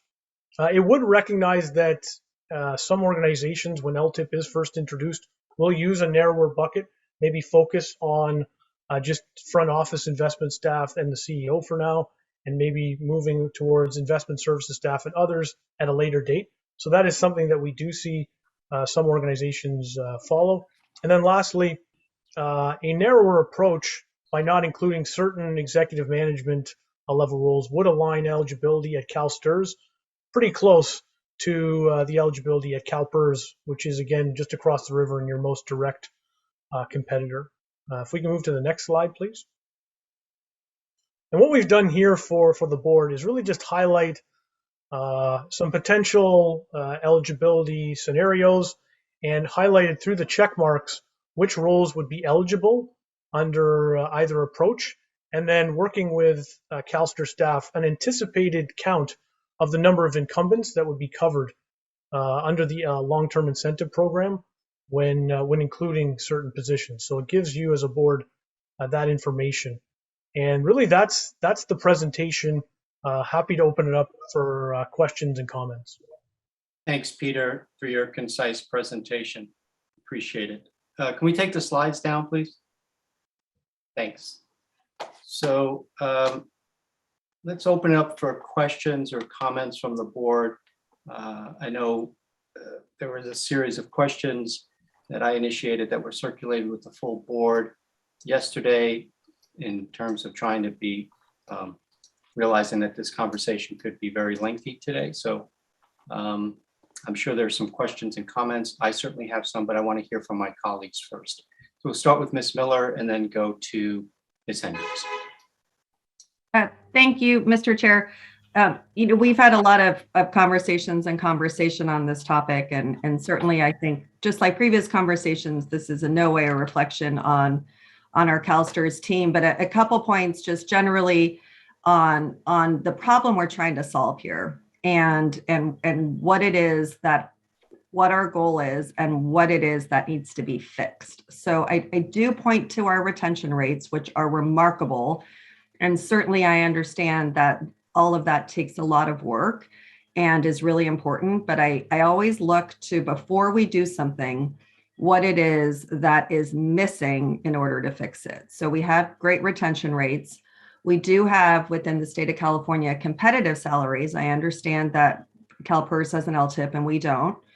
But in terms of the other pension funds around the country, we are consistent and competitive. So that's sort of the one operationally, where is it that we want to go with this? And I point to job satisfaction, purpose and values, and the ability to serve a greater good as being reasons for employment in addition to compensation. So especially with the Great Resignation, we see that. And I know, Mr. Landers, I think in some ways we agree to disagree on some of these points, but I think this doesn't look kind of at where we are vis-a-vis all the other state departments. And it also doesn't look at an updated labor study after COVID. So I think 21 is almost to relying on some of that data, I think in some ways doesn't reflect a very, very changed labor market. So that's one point. And I appreciate that this is informational, and I do think we have some more time to consider it. Two, on the benchmark. So if we were to go with this smaller amount and it's just the CEO and then the investment team, I think it's complicated to do that while considering the benchmark. So I do think that it's difficult to take this as piecemeal, and I would encourage us to really consider it all together collectively and come up with a broad compensation strategy that includes benchmarks, that includes potentially an LTIP, that understands how the state is changing the career exempt appointments for this one team approach, so that we don't only have these sort of siloed and bifurcated ways of viewing compensation. And then finally, and I say this often, but when we consider compensation, and we talk about this a lot in terms of the companies we engage with, how does it compare to the people we're serving? So when we look at teacher salaries, and depending on which data points you look at, salaries have not actually increased since the 70s for a starting teacher salary. I think it is important that we're cognizant of the people we're serving as we look to compensate our executive team. So finding the right balance with that, I think, is always going to be important for a purpose-driven organization. So I sincerely appreciate all the work. I know this is a very difficult needle to thread, and I have a mentor that always said, where you sit depends on where you stand. So how you look at how competitive we are in the market really depends on which one of these positions we're taking. So I appreciate that this is informational. I do hope that if in fact this remains, if we can define the problem other than the market competitiveness, that we can define the internal and external problem, that we understand how all our stakeholders feel about this. And then we understand what more we need to do in order to have kind of a more consistent and understandable benchmark process. I think that would be a more appropriate time to really consider LTIP in that context. So really appreciate the time, Mr. Chair. I certainly don't want to belabor this, but I hope that's helpful. Thank you, Ms. Miller. Ms. Hendricks? Thanks, Mr. Chair, and thank you, Gail, for your comments. I would say I share many of the questions or concerns that Gail's raising, and I know we've been talking about this for quite some time. And Peter, your patience and Melissa's hard work behind the scenes, I really appreciate it. I think what I'm struggling with is, we're at 68% funding as a pension fund, I believe. David Lamoureux can correct me if I'm wrong. Also, I think, I think part of the rationale is retention and recruitment. And I recognize, we're trying to recruit folks from the private sector, potentially from Canada, from other places, to have that innovation and skill set to add value to the collaborative model. I think I do believe that the value and the culture of who we are at CalSTRS is part of the compensation package in my mind. And I get concerned that we're heading down a Canadian model route sometimes, and not that Canadian model is a bad thing. I think there's positives about it. But I think on the compensation piece, I think we often wrestle with compensation on this board and getting it right and trying to find that happy place where we recognize the investment side is different than other parts of the organization. I continue to struggle with the increasing disparity, I guess, between some of our higher paid investment staff and again, the folks that answer the phones and spend 2 hours talking to a teacher about how to read their, progress report. I understand. I mean, I'm an adult. I know how the world works. I understand that some of these the backgrounds and the skill sets have different remuneration, but it's challenging for me. And so for that, I struggle with having, continued conversations at this point on the LTIP when I'm not convinced we have a recruitment or retention problem. And I know CalPERS has had issues with those in the past. And so I'm not sure comparing us to CalPERS, even though we're, also a large pension fund, is the most convincing argument for us to go down this road. So, again, this is an information item. We can continue to talk about this, but those are my concerns with making a decision in the next, 6 months or so about this particular issue, given our funding status, giving, I think, some of the value that people working at CalSTRS, if they just want to come to make a big income, maybe CalSTRS isn't the right place for them. So I would leave my comments at this point. So thank you, Mr. Chair. Thank you, Ms. Hendricks. I see Controller Yee. Thank you, Mr. Chair. Perhaps just a question to Melissa or to you, Mr. Chair, about maybe a point of information about what we are seeking to do with this item today. I know it was held over. I know we also, as was alluded to, we did approve the rolling 5-year performance measurement period for the LTIP in September. So I guess what's the expectation of this item today particularly? Sure, it's to get clarity as to where the board is relative to the eligibility pool. Who would be eligible if in fact we got to a finish line around an LTIP? So what would the eligibility pool look like? From my perspective, there's a lot of information that I still don't fully understand. to be able to have clarity around that. In other words, do we want to start with a large pool and continue down this path of, for example, I think there's about 150 staff that currently receive incentive pay that we disclose in November of every year. Right. Hey, Peter, what is the number of those staff that are currently receiving incentives that would be eligible in your larger included pool eligibility group for the LTIP? We've estimated 109 according to the table there on slide 6, and it would cover 11 different positions within CalSTRS.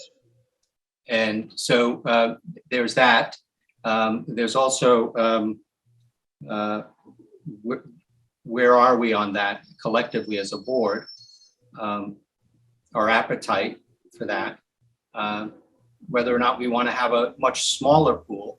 And from my perspective, if this is about really skills that are specific to co-investing or collaborative model, I want to better understand what those skills are because being fully transparent, I believe that we do a very good job compensating our investment staff as they are compensated currently. And I've been supportive of every advancement of pay to date and every policy that we could implore to retain talent. Having said that, I know we're looking to do some different, we're moving down a different path, and that may require different skills. I would like to know better specifically, what are those skills versus, is it governance? Is it delegated authority?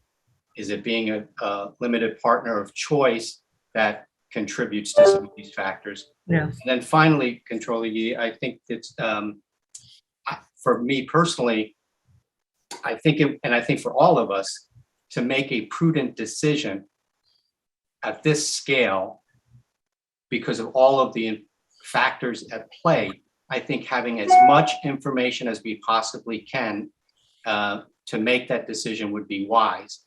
i.e., let's use 100 employees would be eligible for the LTIP. I want to know specifically what those 100 positions are currently paid now and what an LTIP potentially could pay them in the future.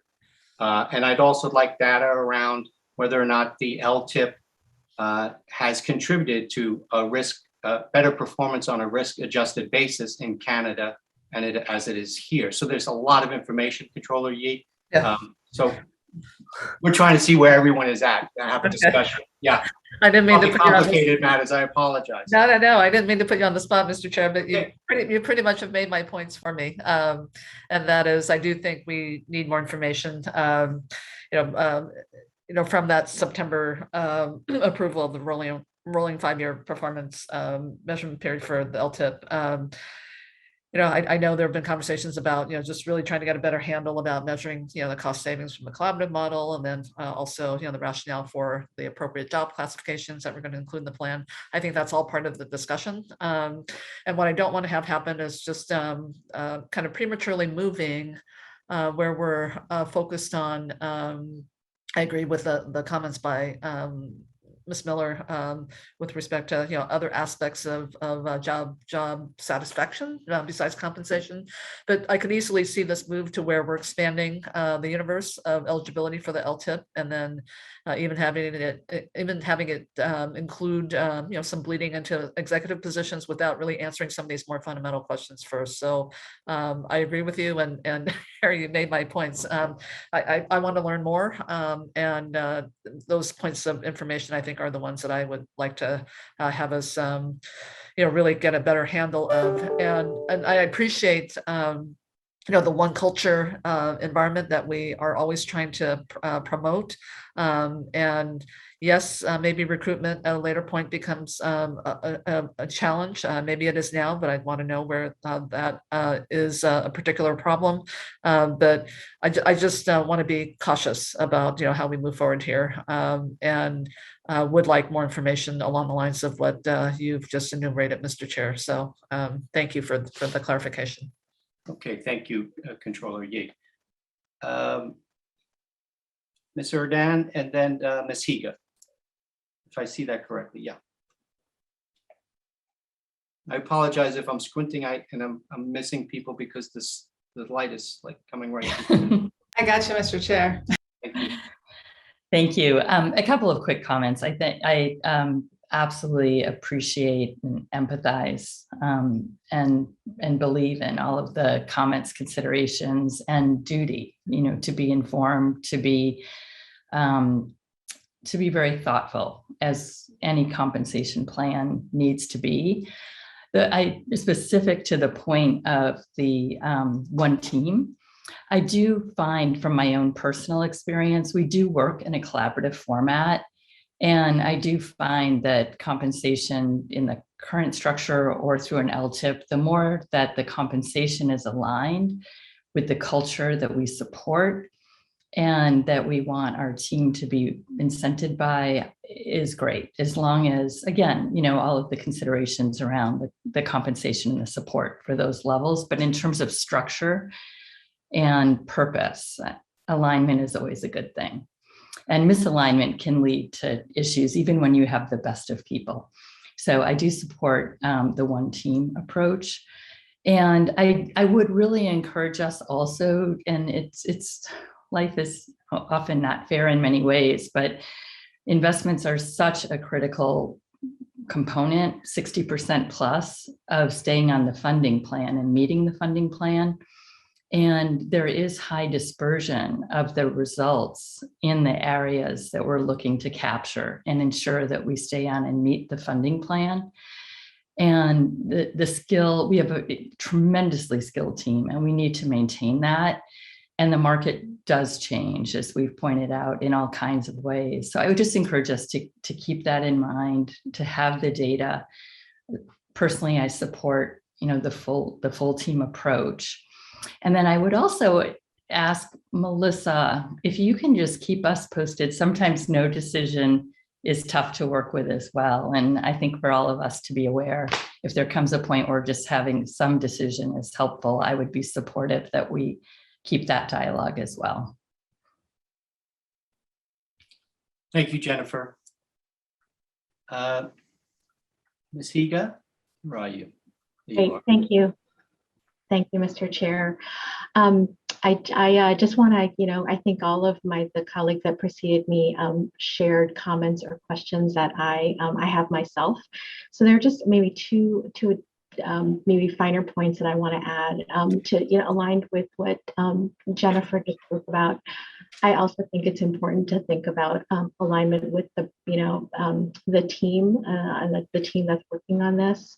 While we didn't spend time on it in our meeting yesterday, in the investment committee consent items, there was some information presented about the investment services team that, in addition to the kind of talent that we talk about needing to have or recruit, doing the deals and moving us forward with our collaborative model and with co-investments, there's also a team that we need to manage internally everything that we need to do. So I think it's important to recognize that and just draw people's attention to the information provided yesterday.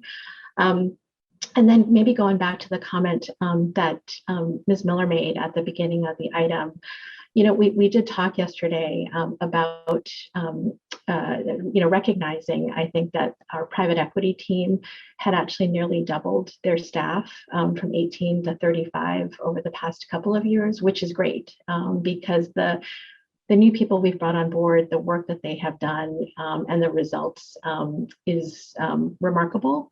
But I think it does, raise an area that would be good for us to explore further around recruitment. What is our need for recruitment? What is the need for this kind of an LTIP when we have had some success, at least so far, with recruiting in the investment branch? So I think those are just a couple of things for the board to consider as it continues to look at this issue. Thank you. Thanks, Joy. I don't see any other. Ms. Miller. Thank you, Mr. Chair. And just really briefly, I do wonder, just in terms of timing, if it not a formal motion, but just maybe a pause in this conversation as we get all these other pieces of information, just so as not to confuse the cadence. I do think that would make so much sense, just because there are a lot of questions. And I think rather than kind of continuing the same conversation, if there are like a list of all the questions, getting all the benchmark information, I think that may make some sense rather, and then maybe later, whenever you determine this larger compensation item. So I don't know how you feel about that, Mr. Chair, but just a thought, given what I've heard. I sense, I think that would be a prudent course of action, unless there's, serious reservations about that. I think there are a series of questions that individual board members have and we collectively have, and data points that we probably want to be able to all have at our fingertips, and perhaps creating a list of those questions and additional information that we would want, and then at an appropriate time, bring this back for further discussion and dialogue. As a general rule, I'm fully supportive of a one-team approach. I totally aligned with that.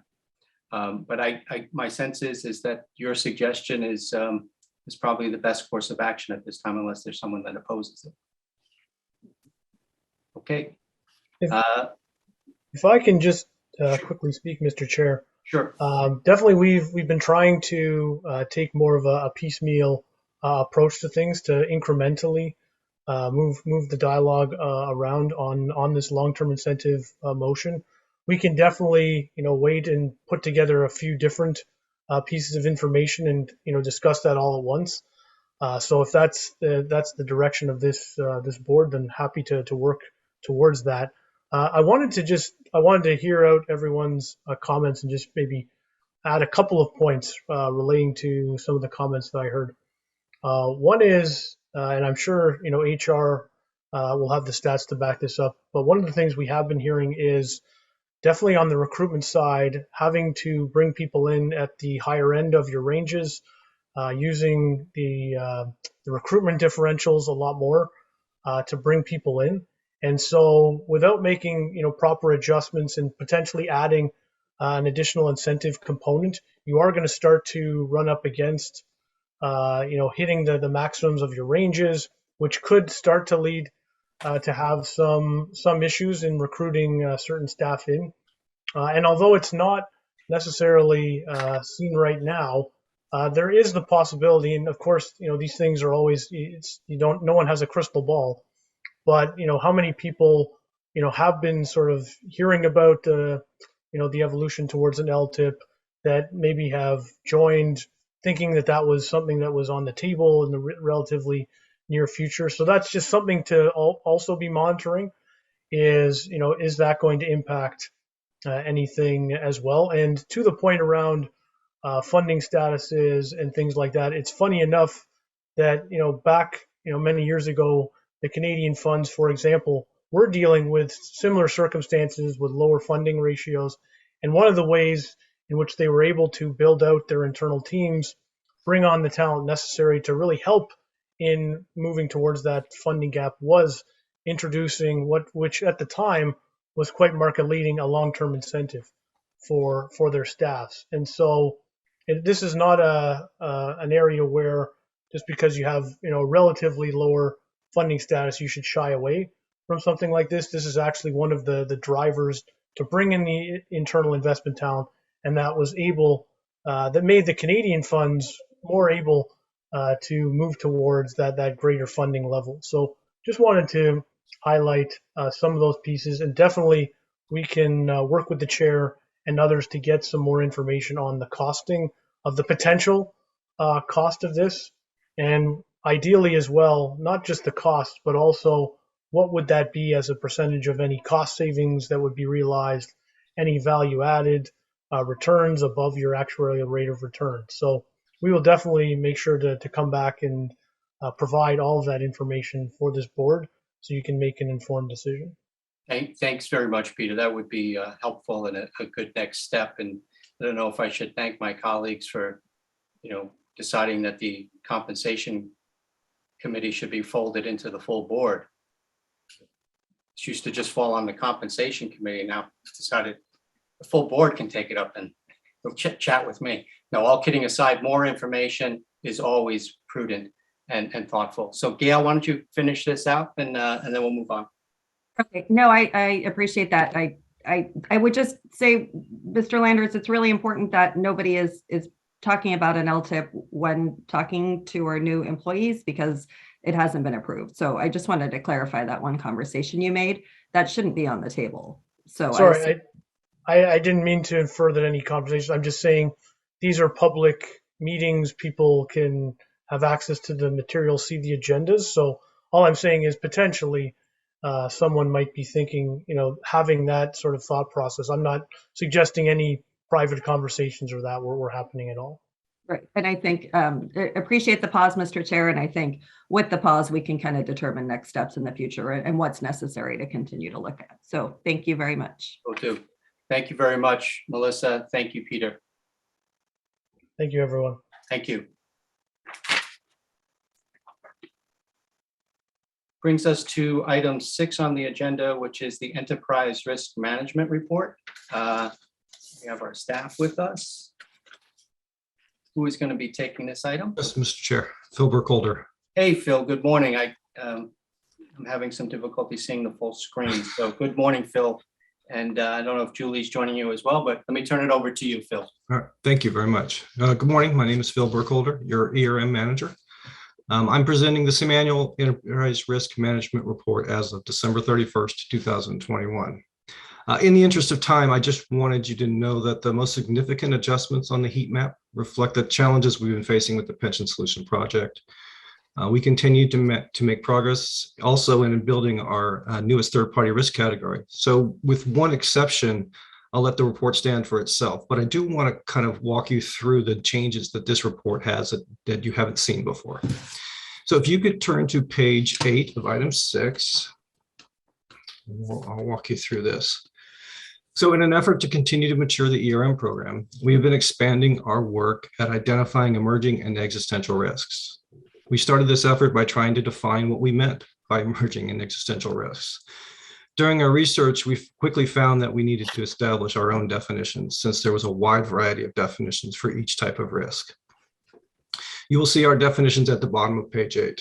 In general, we define emerging risk as potential risks that have not already had a significant impact. Their onset may be years in the future or immediate, depending on unforeseen changes. Our definition of existential risk is the key. Sorry. Our definition of existential risk is events with a very low probability, but could result in an extremely high impact to the way we accomplish our mission for our members. Jonathan, could you bring up the slide, please? Thank you. So on the screen, we are showing the same graphic that we have on page 8. The list for both types of risks shown on the right-hand side were developed from our own research, such as the SWOT analysis as part of the strategic planning efforts, our conversations with the Risk Champions Network and the executive staff, and by reviewing other third-party risks lists to determine if there was anything out there that we were missing that we needed to monitor. The list for emerging risks is plotted on the radar screen, showing the time frame from showing an estimate from when we may feel the impact if they actually materialize. As you can see, CalSTRS is in the middle, and the emerging risks are placed into 3 time bands, moving further from CalSTRS. The first time band being within 1 year, the second 1 to 2 years, and the last being longer than 2 years. This graphic is as of December 31st, 2021. If we were to recast this today, some emerging risks like inflationary pressures and geopolitical disruptions may be placed closer to CalSTRS. Shifting to existential risks listed in the lower right-hand corner, we have intentionally provided no time estimate for impact to CalSTRS. Since these are generally considered to be extremely low impact, we thought any attempt to estimate the timeframe would be futile. We wanted to provide you the opportunity to view and comment on these risks. The next steps for staff will begin discussing whether mitigations are in place and if additional research and investigation or perhaps scenario risk planning is needed to address these types of risks. In addition, staff will begin mapping these risks to the various reports the board currently receives to identify risks not yet discussed with you and to determine a plan for providing a discussion in the future if necessary, perhaps at a board offsite or some other meeting.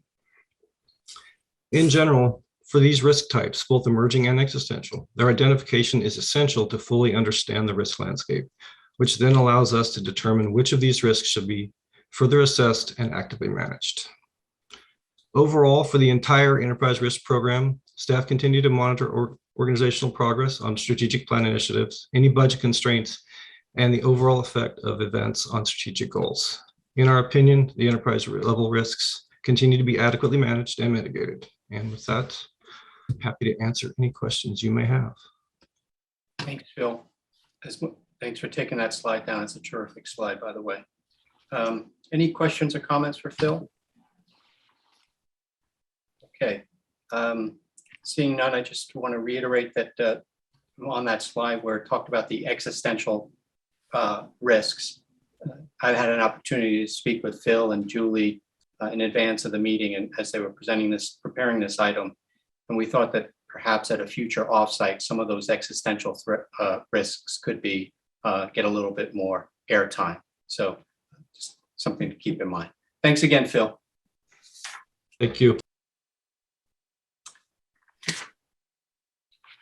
Item 7 is the consent agenda, 7A through 7D. Does anyone have any polls? Okay, it's an action item. Jennifer, do we need to take the roll on this? Yes, you should take a roll. It's an action item. And you had 2 reports that were sent to you, the Investment Committee and the Audit and Risk Management Committee reports. Great. Do they have to be read into the record? They do not. Thank you, Jennifer. Should take the roll on these, please. Thank you. Sorry, I see Betty's hand up. Oh, I'm sorry. Go ahead. Mr. Chair, I'm sorry. We're voting on 7A through 7D. D. Okay. I'd like to see if I could, I'm going to abstain on the contract, the State Controller's Office contract on item 7D. Okay, terrific. So why don't we take a roll call on 7A through 7C? Great. Ms. Bradford? Yes. Ms. Hendricks? Yes. Ms. Higa? Yes. Mr. Tang? Yes. Ms. Erden? Yes. Mr. Prezant? Yes. Ms. Yamamoto? Aye. Ms. Miller? Aye. Mr. Rufino? Aye. Mr. Johnson? Yes. Controller Yi? Aye. Chairperson Keeley, would you care to vote? Yes. The 7A through C passes. Thank you. Now can we take a roll call on 7D, please? Yes. Ms. Bradford? Yes. Ms. Hendricks? I have a question. Excuse me. Go ahead, Bill. Yeah, I apologize. I couldn't find the appropriate button to push. There is a contract. There are a couple of contracts here relating to pension solutions and the extension of pension solutions. And it would be helpful just to understand that. I mean, I have no issue about the contract as much as I have a question about where we stand in lieu of the extension of these contracts and maybe some discussion, a brief discussion of what these contracts are for. We know what Grant Thornton is for, but there's one other. And so if Lisa could maybe help us with that. Certainly. So these 2 contracts, as you mentioned, one is for the IPOC, which is the board's oversight of the project. The other is the independent verification vendor and validation vendor. And that vendor actually works directly for CalSTRS. And what that vendor is responsible for is making sure the technology that we're paying for in the pension solution project is the technology that we're getting. So they're really technical experts that are looking at all the metrics and making sure that the technology itself is solid. And so these are 2 vendors that we need to continue our services with as we extend the pension solution project to its completion. Okay, thank you. You're welcome. Thanks for flagging those, Bill.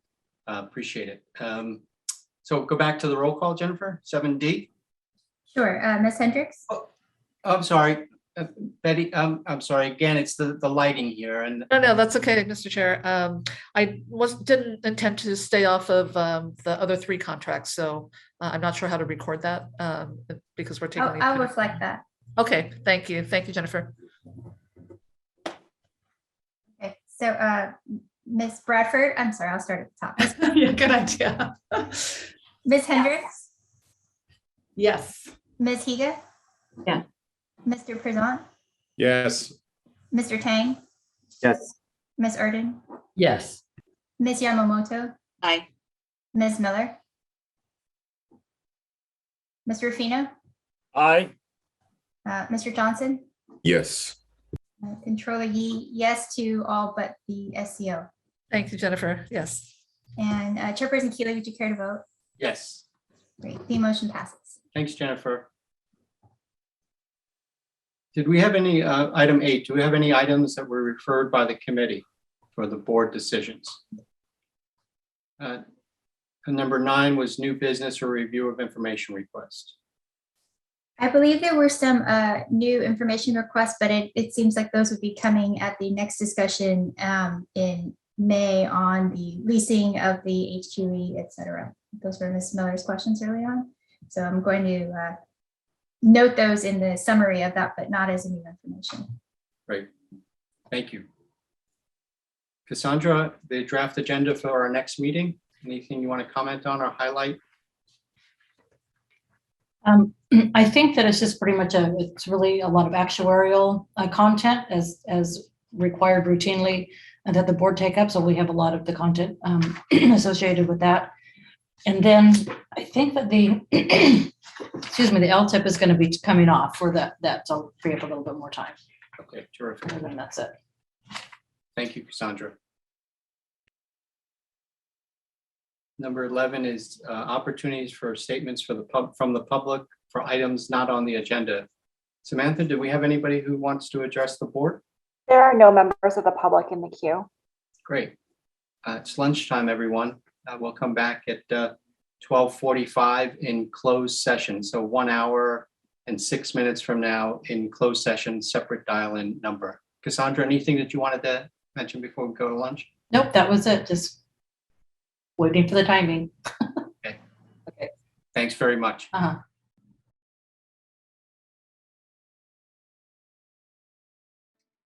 Good afternoon. The CalSTRS board met in closed session this afternoon during our March 2022 board meeting. There is nothing to report out of closed session. Our meeting is adjourned.